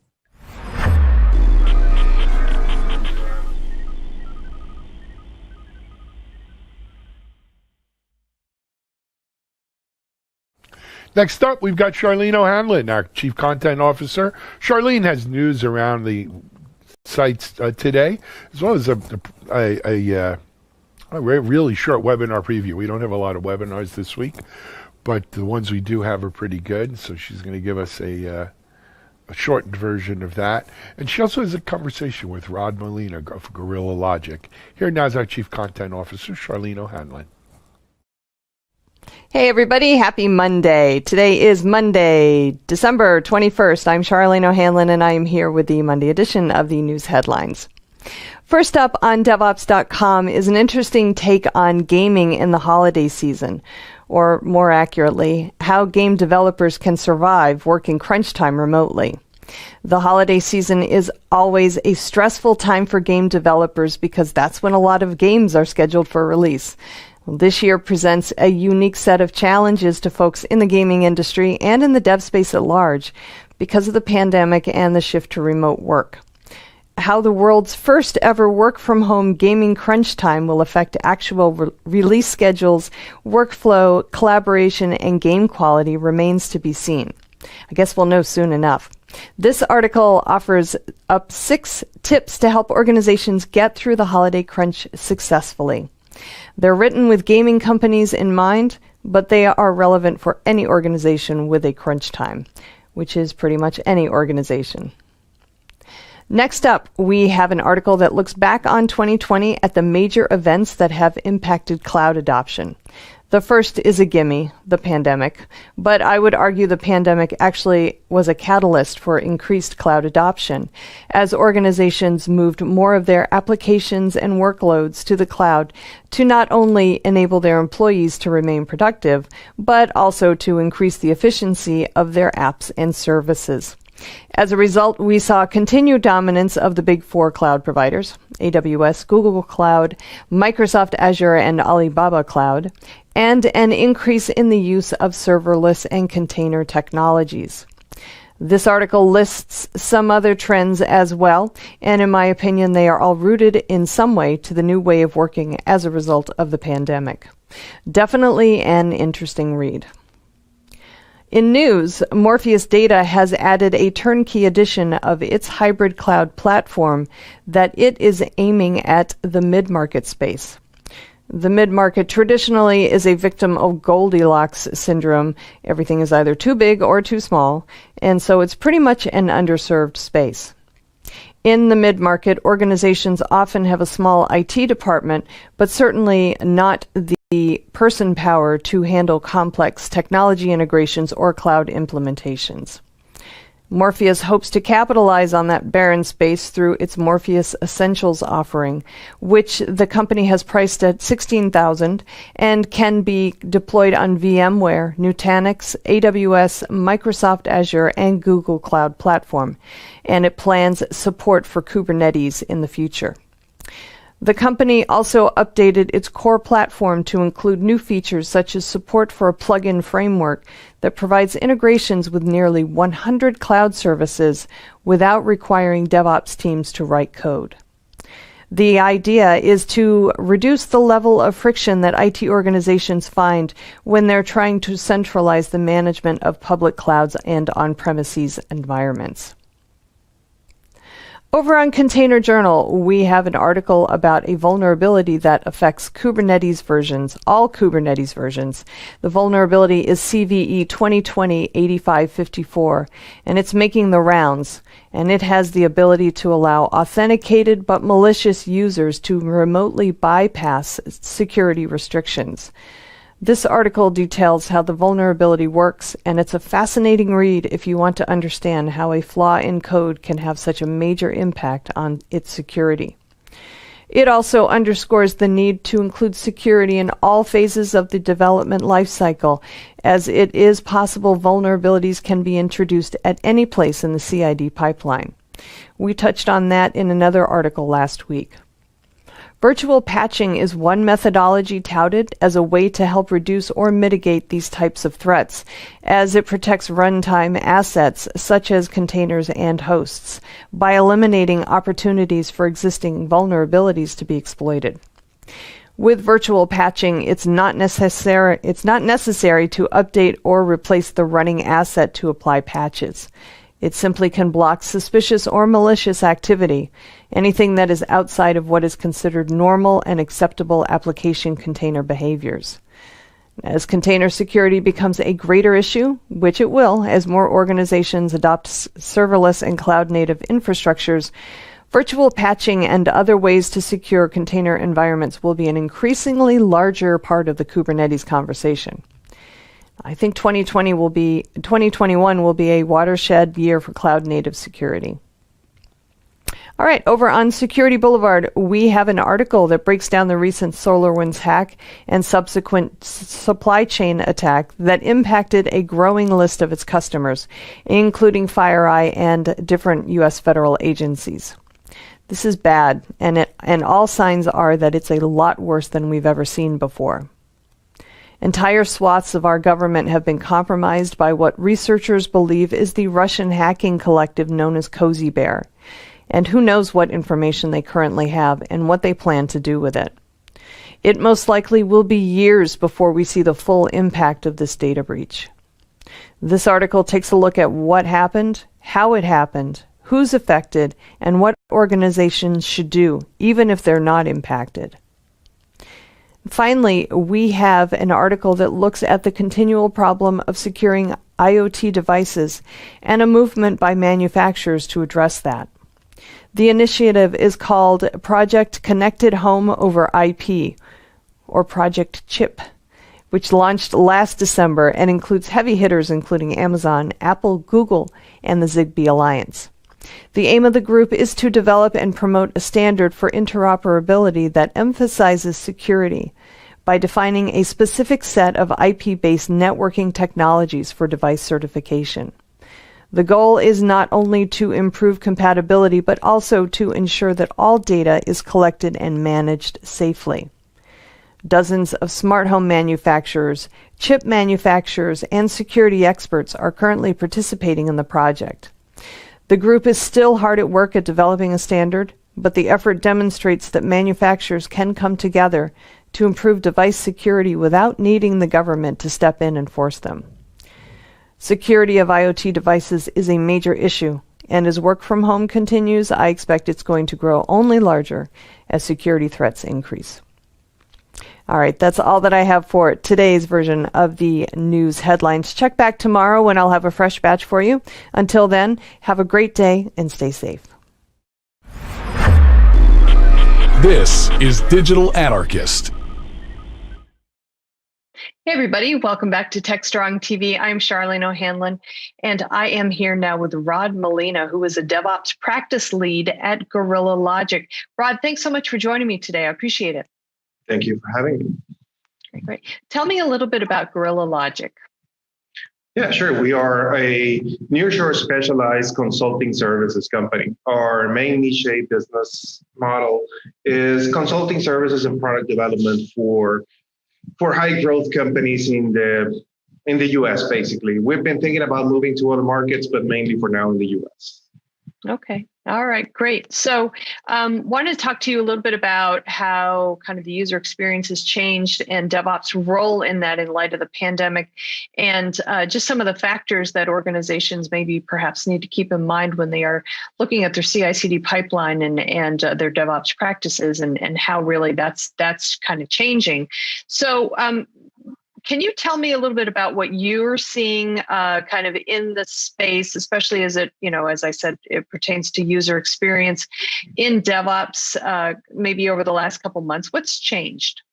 Sure. It's actually been very interesting to watch because we tend to build systems thinking that we're going to have people stuck to their monitors, being ready to take on any call and any alert coming, instead of having a system that's able to respond and have abilities to kind of try to solve as much as possible for you before you get somebody on the screen. Because the fact, and I think what's really affected most of our operations right now is that people are no longer working the same way we were working before. The reality is that we're not. We're at home. You can see right now, that's the background of my living room, right? It's not the same thing as being in my office. It's not the same level of focus. I was just doing breakfast for my kids 10 minutes ago. So it's not that I was just sitting there waiting for something to happen. So our systems need to be ready to change that perspective that we used to have of, oh yeah, I have this person on call and he's also going to be 8 to 5 working, and that is going to be his sole focus. We can no longer take that for granted. I mean, our people need to be flexible enough to have their life. And I always tend to think about this is we're not working from home. We're going through our world health crisis, trying to work from home, which makes it completely different. So our systems need to be able to adjust to that. So what I've seen in our pipelines, in our CI/CD implementations, and on alerting and monitoring especially, is that we can no longer count with people being ready to act at the very moment. So what we've been doing is coming up with alerting systems and 3H systems that help us realize that whatever problems that we're finding is the stuff that several people can maybe get into. So one of the things that I've seen benefits the most is having a shared responsibility out, right? So when you depend on one single person to come up with a solution for any problem, well, that's a problem on its own, because you have a bottleneck right there. If this person has whatever situation that in this current time, situations may happen just out of nowhere, right? It's not like before that when somebody was in the office, you were mostly ready to work, right? And this time around, my dog may just go crazy for whatever reason. My kids may fall from the stairs. Something like that may happen at any moment, and it's going to take my focus out of my my current position. So that's, to me, the biggest effect on operations, that even though it's automated and we have all of this fully computerized systems, we still depend on the people. We still depend on someone to sit down, look at the issue, log into a server, log into the monitoring service, whatever it is that you are using to fix your problem or you do your triage, you still require that human interaction. So that has been the most effective part of our systems, in my opinion. And most of our changes have been related to that, trying to make sure that the user experience is something that they can actually do in the current circumstances. All right. Great. So that's actually a really interesting point, because it seems like organizations everywhere are kind of stressed to the max these days, and just adjusting to a workforce that is fully remote because of the pandemic has been maybe a bigger problem than maybe a lot of organizations first thought it would be. Are you looking at with the shared responsibility model, does that mean that you have actually kind of folks who are in the same company that are kind of backing each other up? Or are you thinking of it more as kind of an outsourced kind of backup, such as like a managed service or something like that?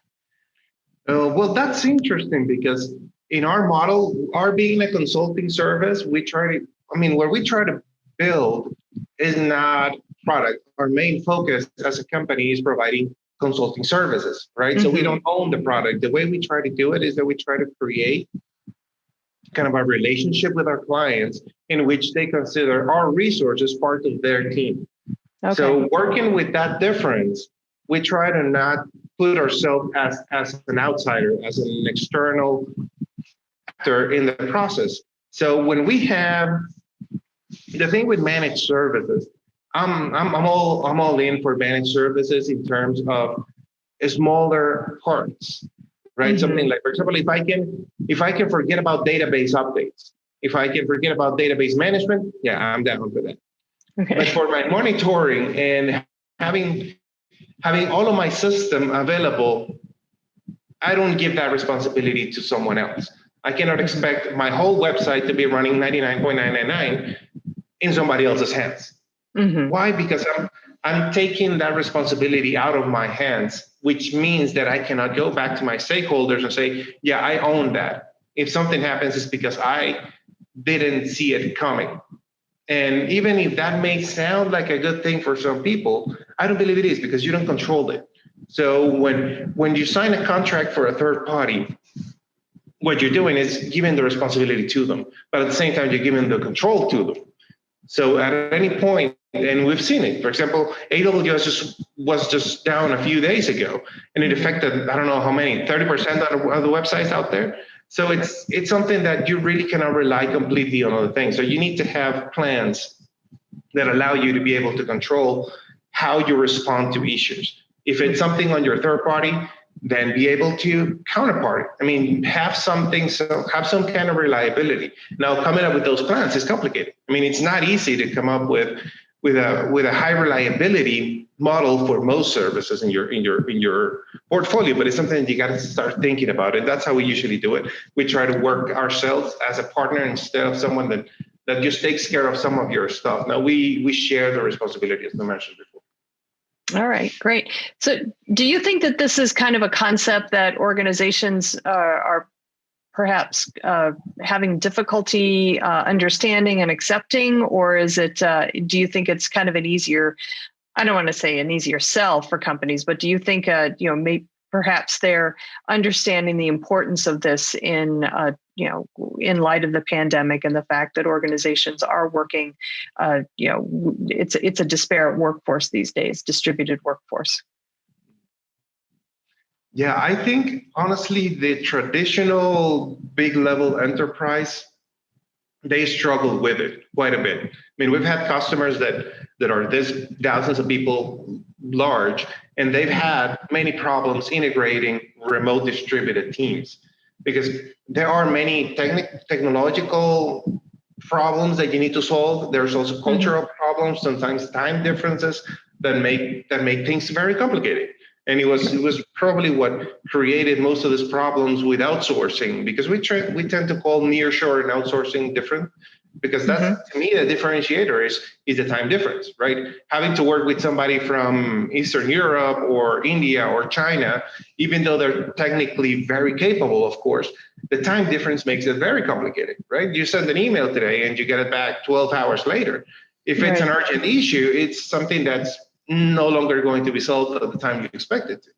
And in order to have coverage in those time zones, you need to have people working 24/7, which is obviously doubling your cost. So one thing kind of counters the other, right?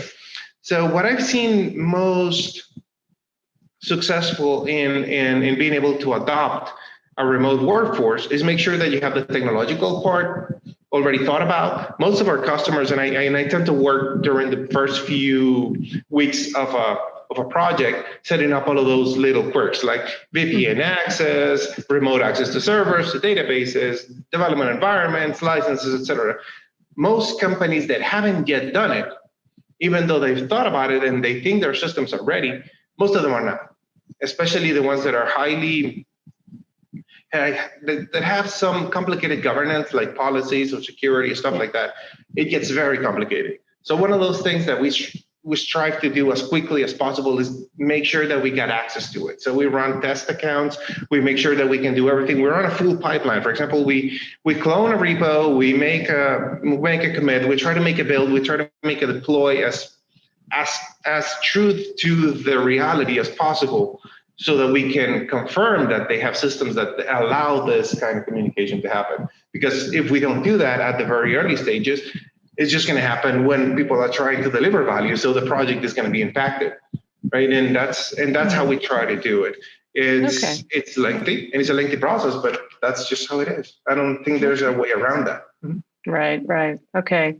So looking ahead, then, obviously we are.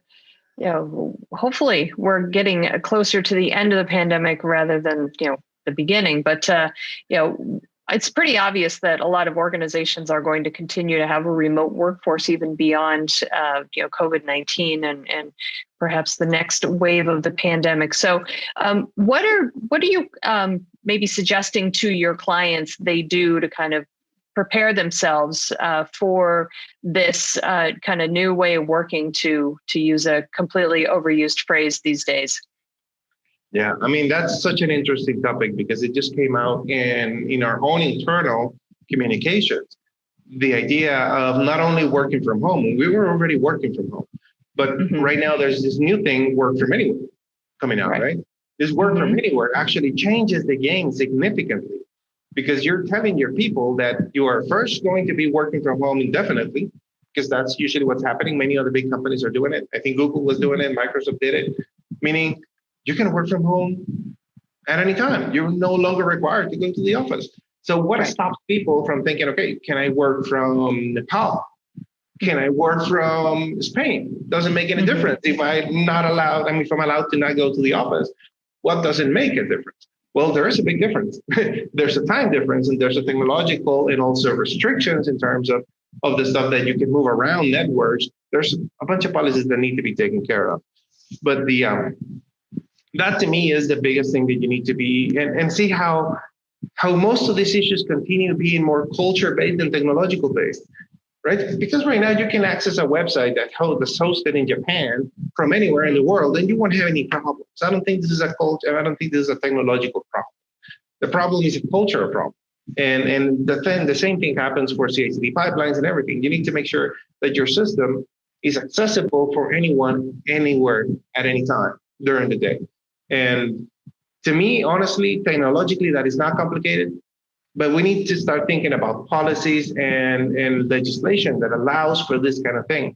I think what's happened with COVID is the pinnacle of globalization. This is when we actually saw it happening and we're terrified of it.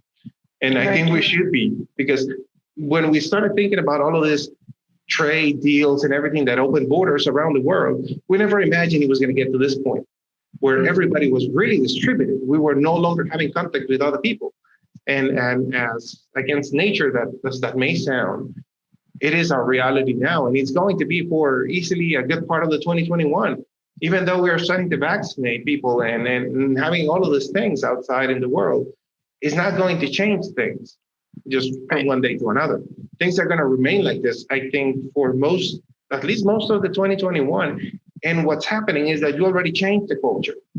And that's what's really affecting everything, is that we already changed all of these people. This new generation was already making strides into becoming what we are now, but now it was forced. Our hands were forced to make it happen. So I think what we need to do is just accept it and make sure technologically that we are able to do that, and then legislation is going to have to go through. I agree 100%. And frankly, I think a lot of companies will kind of be better off with a fully remote workforce. There's a lot of internal politics, unfortunately, that happen a lot when you have a bunch of people working together in the same building. So I think we're going to see changes in the way companies are structured overall as well. But from a DevOps perspective, Rod, thank you very much for sharing with me your company's insights on how kind of the CI/CD pipeline, the customer digital user experience, all that good stuff, how everything has changed in light of the pandemic. So thanks again. I appreciate your expertise and your insight on it. It was my pleasure. Thank you for having me. Great. All right, everybody, please stick around. We have lots more TechStrong TV coming up, so stay tuned.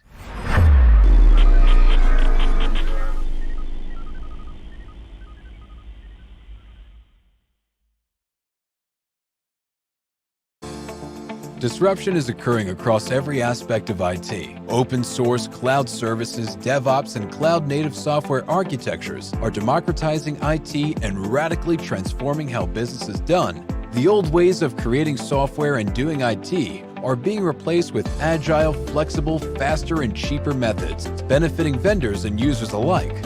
Accelerated Strategies Group is out to democratize access of industry expertise and knowledge.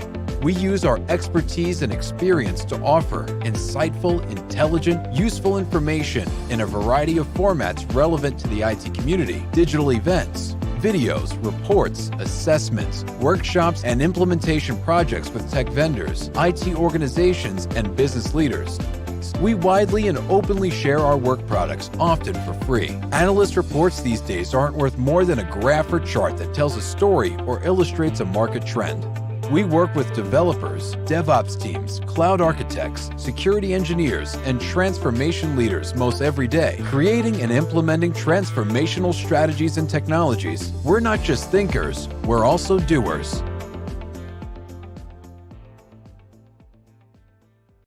Hey everybody, happy Monday. This is Charlene O'Hanlon and I am here with the Monday edition of the Webinars Preview. We have kind of a short week for webinars this week because of the holidays coming up, and then we are taking a break. But we will be back on the first of the year with a whole new batch of webinars for Security Boulevard, DevOps.com, and Container Journal. Wanted to give you a heads up about a couple that are happening that hopefully you can mark your calendars and join us for. The first one is actually happening today. I thought it was important enough to keep it on the schedule. Monday, December 21st, today at 1 p.m. Eastern on Security Boulevard.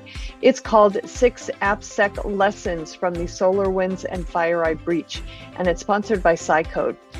You have probably heard by now, unless you've been living under a rock, that SolarWinds infrastructure was breached, and subsequently the security company FireEye was breached, and that resulted in hacks of or compromise of the U.S. Treasury and Department of Commerce at the hands of what are believed to be Russian hacking group known as Cozy Bear. Since then, other federal departments, it's believed that they have been hacked as well, and the problem just keeps growing.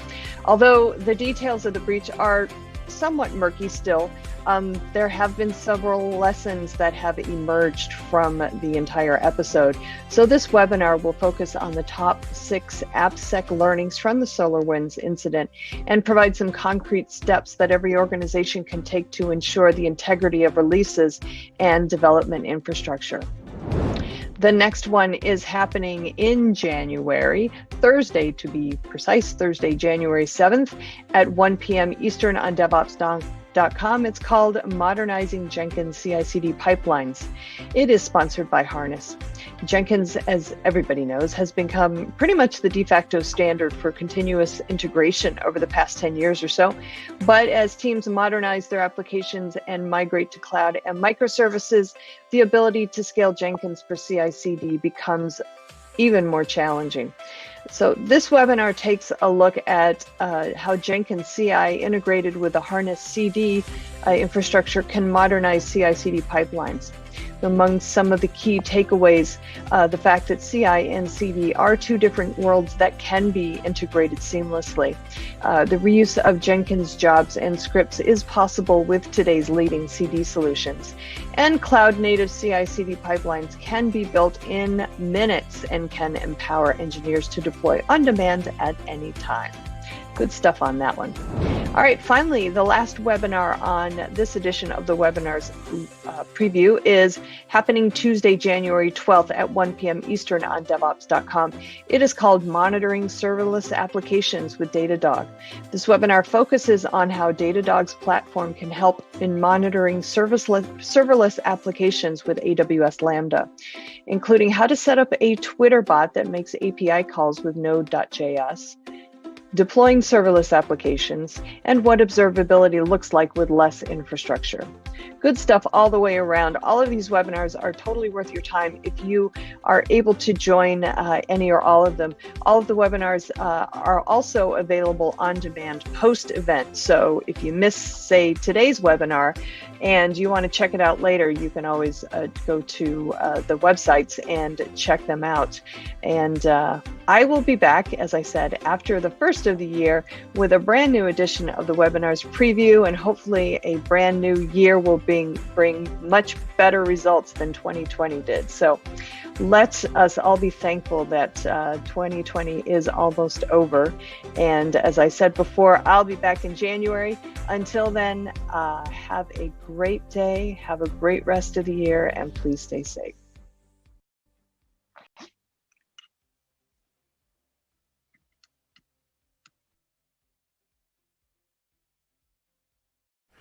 Excellent, Charlene. Thank you so much. Next up, we're going to go to the Analyst Corner with Mitchell Ashley, CEO, founder of Accelerated Strategies Group. Mitchell's Analyst Corner video today is with Ronan Slavin, co-founder and CTO at Cycode. And then Mitchell has 2 demos he's going to show us from our friends at CloudBees on new modules they've come out with, Engineering Efficiency Model and the CloudBees Feature Management Module. So let's now head over to Mitch. This is Digital Anarchist. Well, I'm joined today by Ronan Slevin, who is co-founder and CTO at Cycode. Welcome, Ronan. Good to be talking with you today. Thank you, Mitch. Great to be here. Thanks for joining me. You know, we're talking about a very timely topic, the whole, I guess, integrity of software and what's happened through SolarWinds, very much in the news. And, you know, we know some things, and I'm sure more will be disclosed over time. But before we get to that, because I certainly want to hear more about what you all are doing at Cycode, why don't you introduce yourself and tell us a little bit about Cycode? Okay, so hey to everyone who's watching this. I'm Ronan. I'm the CTO of Cycode, coming to you from Israel right now. Mm-hmm. So the idea behind Cycode is that we felt like that the industry over the past year was focused on securing the application itself, like focusing on identifying security vulnerabilities, identifying vulnerabilities in the application itself. And we feel that like the process of software development has become more complex and become more automated and more sort of controls through the source controls. And we felt like there's a gap there regarding security. So this is what we started with, and our goal is to like secure the process or the modern process of the software development. And as you've mentioned, it sort of it connects to this SolarWinds incident that had this like aspect of compromising the build itself. Well, good. Okay. So SolarWinds, unfortunate for them, we call this a supply chain attack because, of course, it's compromising code signing, delivering software, and that's how payload was introduced. So that's our understanding of it. You know, that's just one aspect of course, supply chain of software. There's many elements of that. But what's your perspective on the SolarWinds attack, and what have you heard that I haven't or we haven't?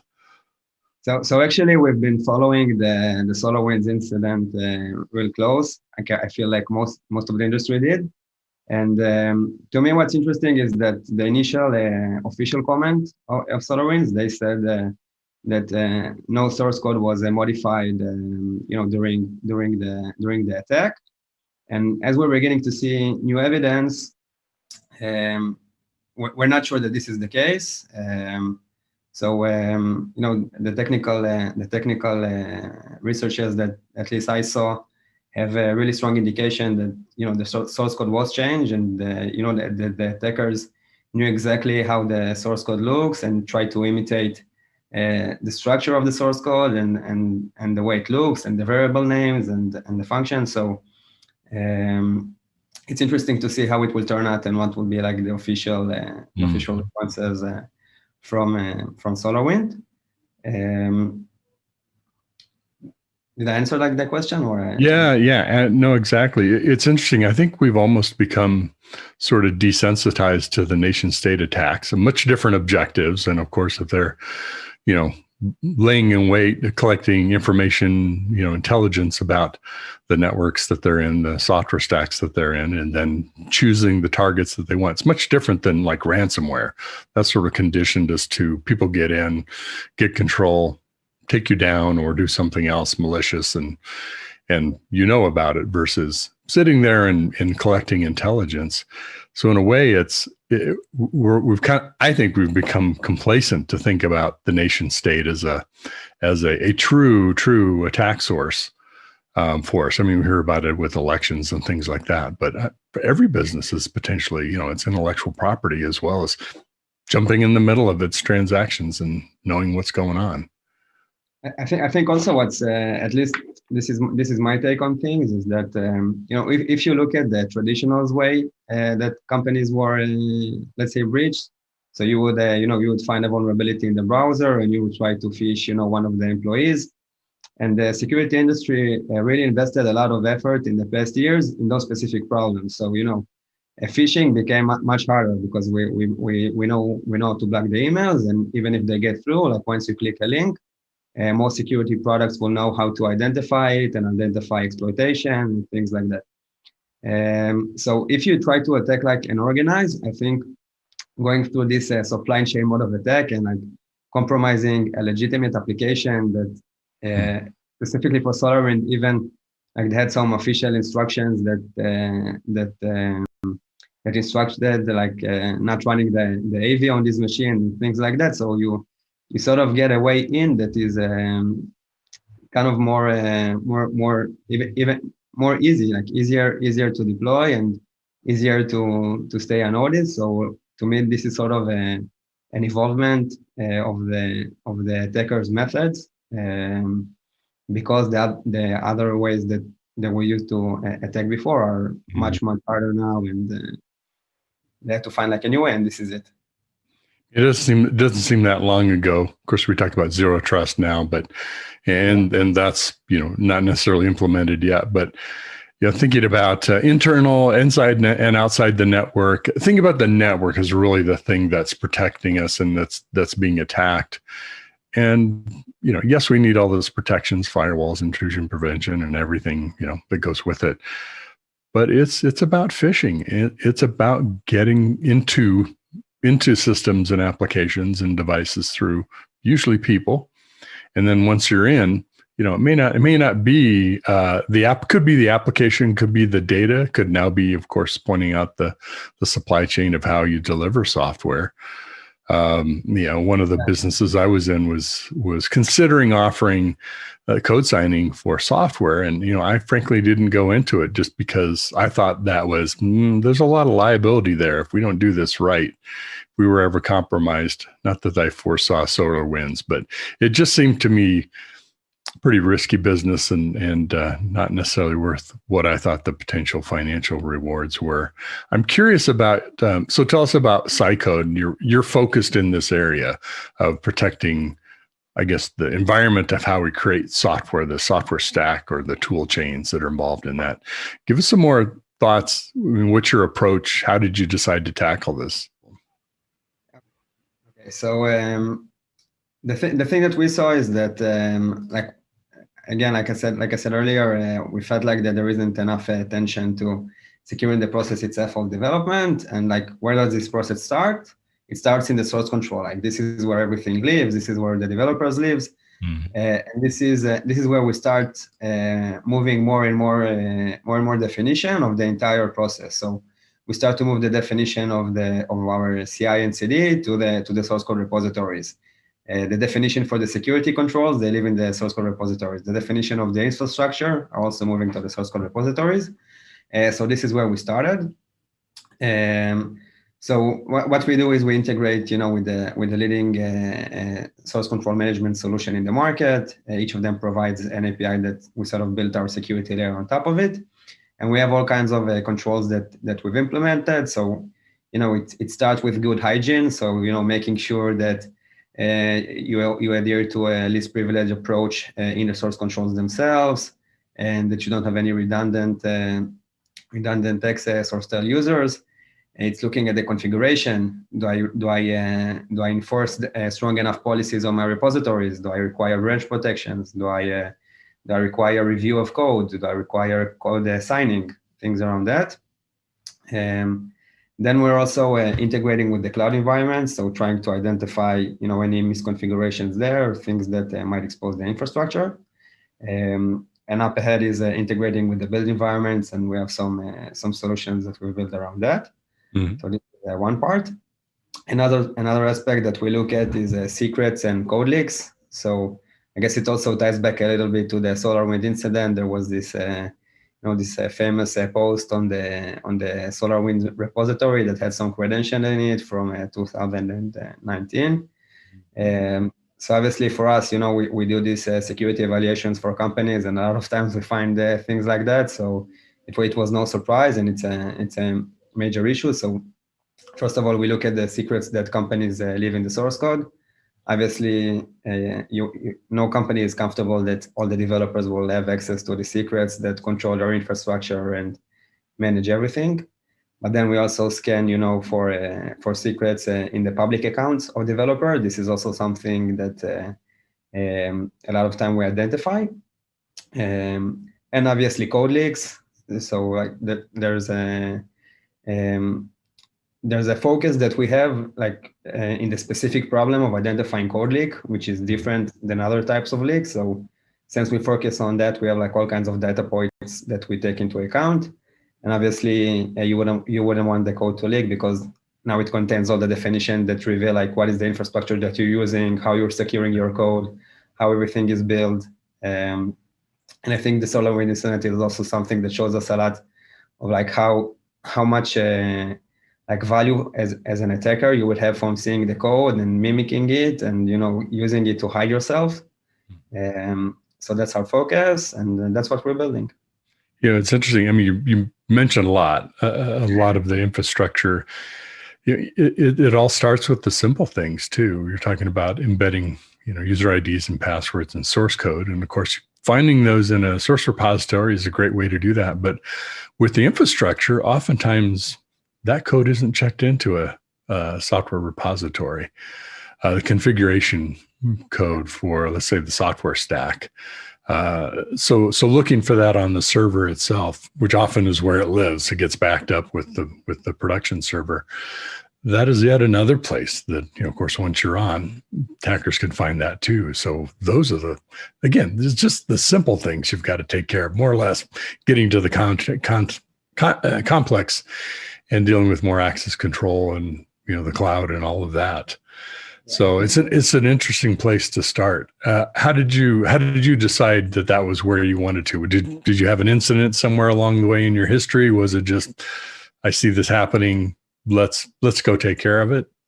So actually, in Israel, we have a strong cybersecurity background. So both from my army service, and I did some offensive cybersecurity work in Israel, and really. Like, I don't want to give too much details, but like a company I worked for had an incident where an employee tried to steal a lot of their source code, and their source code was like their most important asset. So it started ringing like an alarm to me. And then I started looking at my history and like my experience and what I know about software development. And it felt like that this is really an area that we left unsecured. And I think any developer that you'll ask him, like, listen, how can you compromise the system that you're developing, or how can you leak your code? And they will always have an answer and something in mind to do it. So first of all, it's a challenge, because we all know that developers are like a special type of I would say a special type of resource in a company. So usually they would be more permissive on their devices. You don't want to slow them down. They want to run fast. They want admins on their machines. They want to debug stuff. They want to try stuff. So a lot of time they enjoy more access. So coming as a developer and acknowledging the risk that there is in modern development, we wanted to focus on this issue and build something around that. Obviously, like you mentioned, there's a lot in building software and releasing software, and there's a lot of places that we should connect into. So this is what we plan to do, and we also feel like that there's a huge value in connecting to all the dots and like tying the connections between the different stations that code travel. So like identifying, for example, even just identifying, from the code, like how your CI/CD looks like and how you're deploying to the cloud. And I can even automatically identify the update server. And I can do all kinds of verification between the stations themselves. So this is where we're focused, and this is where we're going. It's fascinating. I'm curious to follow your progress, because I agree with you totally. It's sort of like putting the locks on doors and windows in your house, but the garage door is wide open and nobody pays attention to that, right? Or some other analogy like that. And of course, SolarWinds helps to bring attention to that. One of the things, and I'm not well versed in all of SolarWinds the issues and such, but one of the analysis that I heard was, I know them as a network monitoring company. That's when I used their products, several years ago, back in the early 2010s or so. And of course, they pivoted to be more of a security software company, or at least extend into that space in the market. But you talked about the security mindset and your background in the military and cybersecurity in Israel. it is a completely different mindset. It isn't just let's be a security company today and let's, take that on. Now you have to be extremely serious about your own security, or you have no credibility as a security provider, security company, managed service, any of that. I think you lose all credibility when you do something that. It's like in Spider-Man, they say with great power comes great responsibility. And so when you're a security vendor, you run with privileged access. So SolarWinds had access to a lot of credentials inside the environment. So there really is a lot of power that you get, and there is a lot of trust, and you have to make sure that the trust that is granted to you by your clients is something that you take into account, and you have to secure everything. And again, I don't think it's a problem that is unique to SolarWinds. I think the entire industry, we leave our build processes a little more exposed. We've been focusing on other areas in the past years, and it's okay. But I think we should acknowledge that there is something there, and that we should start looking at it. And companies should look at their pipeline, look at their update servers, look at their processes, and think, okay, how could this be attacked, and how I should protect it, and work on improving it. This is us as an industry. We're always improving. So, well, hopefully this will get a lot more attention, and assuming it does, that'll help you, of course, too, in your ventures with SciCode. Really interested in hearing more about your progress as you move along. Do you have product in market yet, or are you still? You do have product market. Okay. We have a product. We have already several clients that were installed that. For us trying to protect the source code and aiming to protect the source code. So, we understand from their first day that it comes with great responsibility. So, we've I think almost only half a year after we started the company, we started getting certified for all kinds of compliance standard to show that we're secured and that everything is okay. We started immediately with offering both on-premise deployment and cloud deployment, so that companies could choose what fit them most. So for us, we acknowledge the sensitivity of the issue, and we try to address it from the first day. But yeah, we have a product already. We could check our website. We have a really cool image there. So great, and you can see your company spelling, but cycode.com, CYCODE. Yeah. Check them out, and wish you the best. Please keep in touch. Let's have you back, and maybe we hear some new progress on SolarWinds, some interesting things, or just hear about progress with SciCode. So wish you the best. Take care, Ronan. Thank you for your time. You bet. Bye.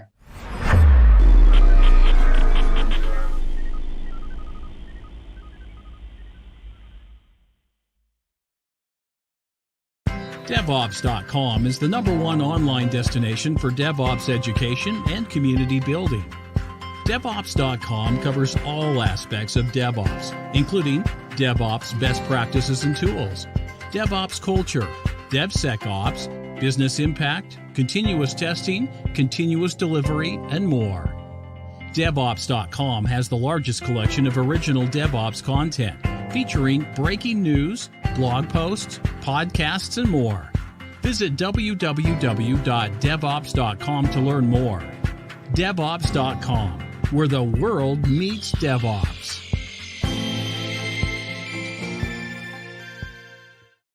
All right, here we are in the welcome screen of CloudBees SDM. What you're seeing in the middle of your screen are the two modules we're releasing, and they're both built on the same CloudBees SDM platform. The two modules are engineering efficiency and feature management. And in the future, when we add new modules, new capabilities, you'll see them pop up here as tiles. Along with it, you have documentation, you can provide feedback, and you can follow along and learn what's coming up, what's new, directly from this hub, this landing screen. So now let's take a look at engineering efficiency, and I will launch that module. What it first shows you is perspectives on products in terms of what product in your application or in your environment do you want to look at. And right now, all the repositories that I'm ingesting data from are associated with each one of these various products. Today, I want to jump into CloudBees SDM, and I'll simply click on it, which will bring me to the first area of focus.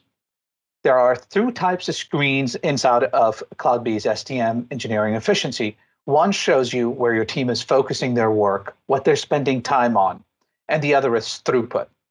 Both of those, as you can see, are on the left side here. In the investment areas, the first thing I can see is essentially where my time is being spent within my teams on bugs versus security versus storylines, tasks. What are they working on, and what's the trend line and how it's progressing over time? This is important to me because I want to compare how I'm doing against what I had actually planned to do and think about what type of work is upcoming so that I can also plan that against what I'd like to release in the future. One of the ways that I can get a deeper view on that is actually switching the view to categories and looking into word categories, things like engineering efficiency module. I want to spend more time on feature management or the actual platform. And I might want to look at the time against planned as well as what I want to do in the future and get a sense of where our time is being spent and trend. This is a great way to understand where my team is investing their times and tie that to the business results that you want. You can also click in on activity, which gives you additional points of views as to where your teams are spending their times.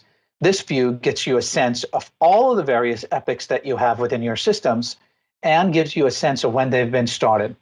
Now, we're releasing engineering efficiency modules, so I'm going to go to my work category and look at the engineering efficiency modules separately. This gives me all the epics related to that project, and now I can go in and see what work is currently running, how far that progress has come overall, and who's contributing where. I also have this very interesting capability where I can actually see certain specific issues like this one, 129, about lead and cycle times. And I can notice that I have new issues that are popping up and the scope of this is increasing, but the overall progress does not look bad. Again, this information gives me a good sense of how we're coming along on each one of the various epics and be able to nip any kind of issues or bottlenecks in the butt as early as possible so to make sure that I'm heading where I need to be against my plan. And if new scopes are increasing and so on and so forth, I have a good idea of when I think it can get done and then brought to market. The next thing I'm going to jump into is CI/CD performance. Here, there's a lot of information about the various builds and the tests, scans, jobs, all your pipelines related to the build pipeline. And here, as you can see, there are certain builds that are running longer than the others. We currently got it filtered by time.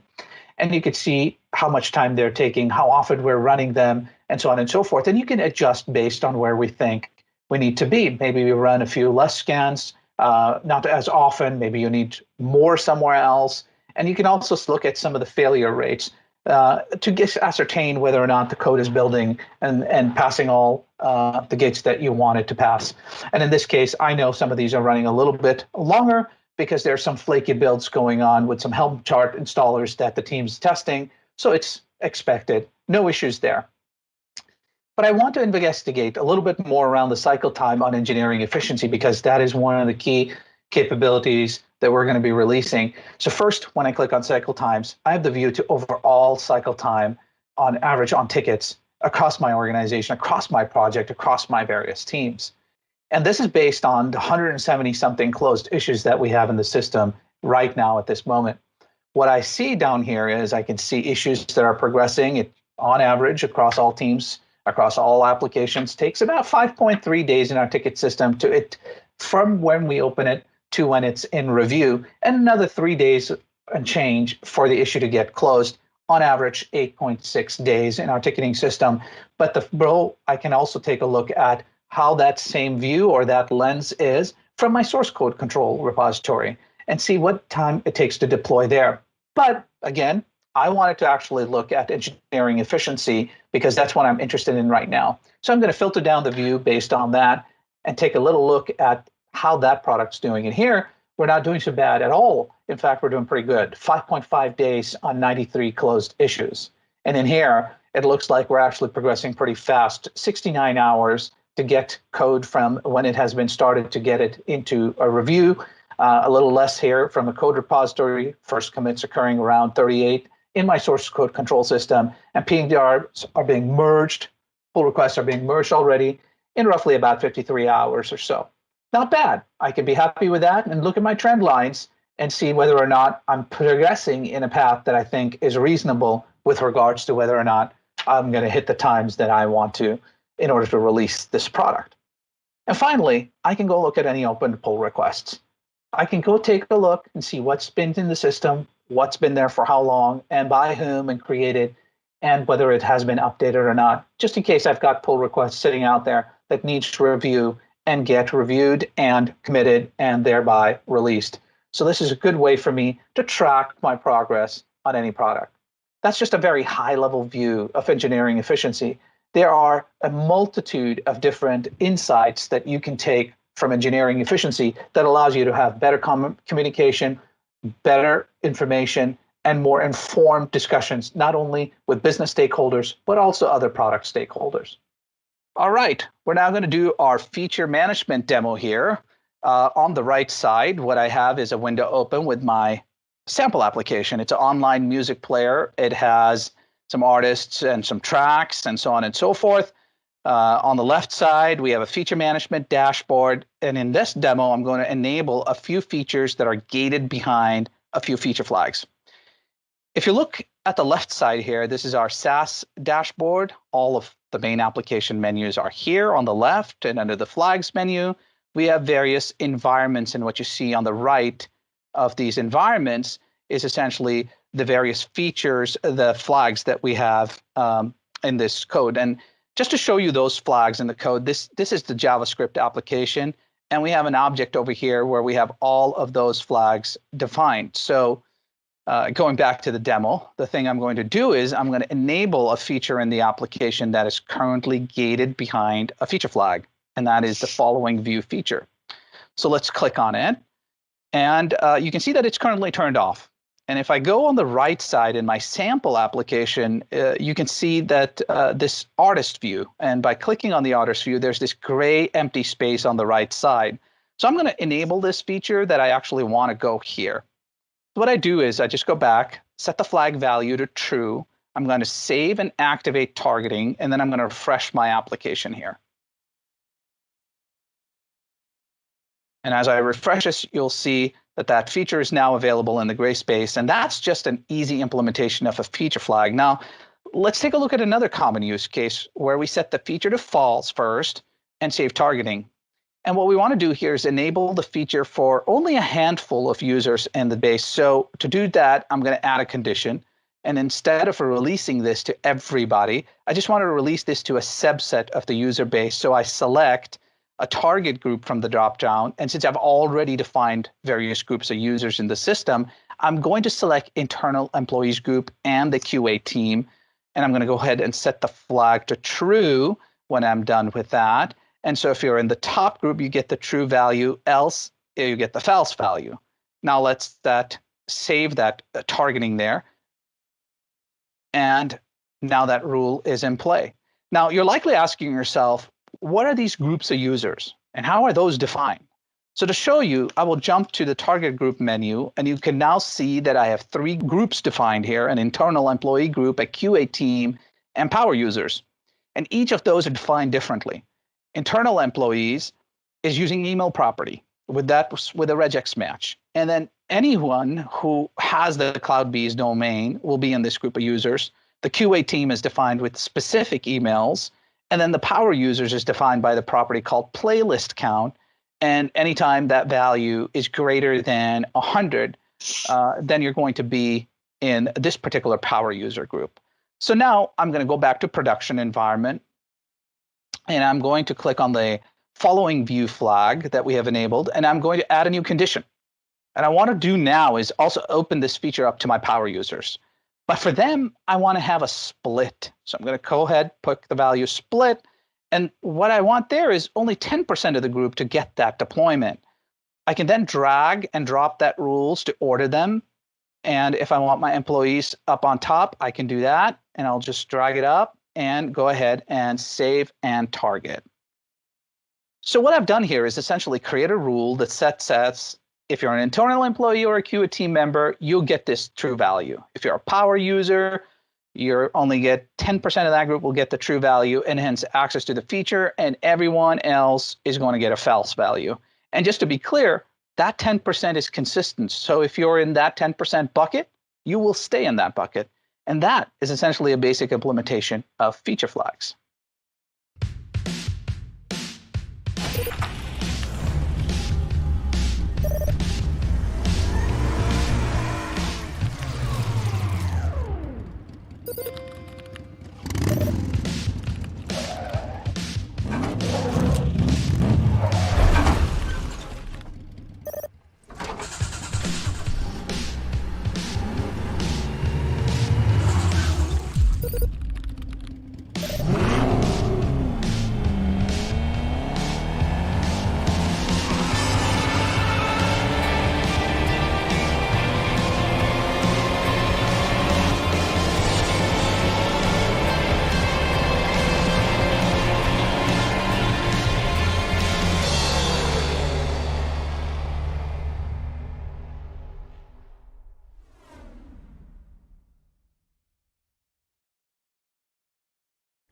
All right, that's going to wrap it for TechStrong TV. It's actually going to wrap it for TechStrong TV for 2020.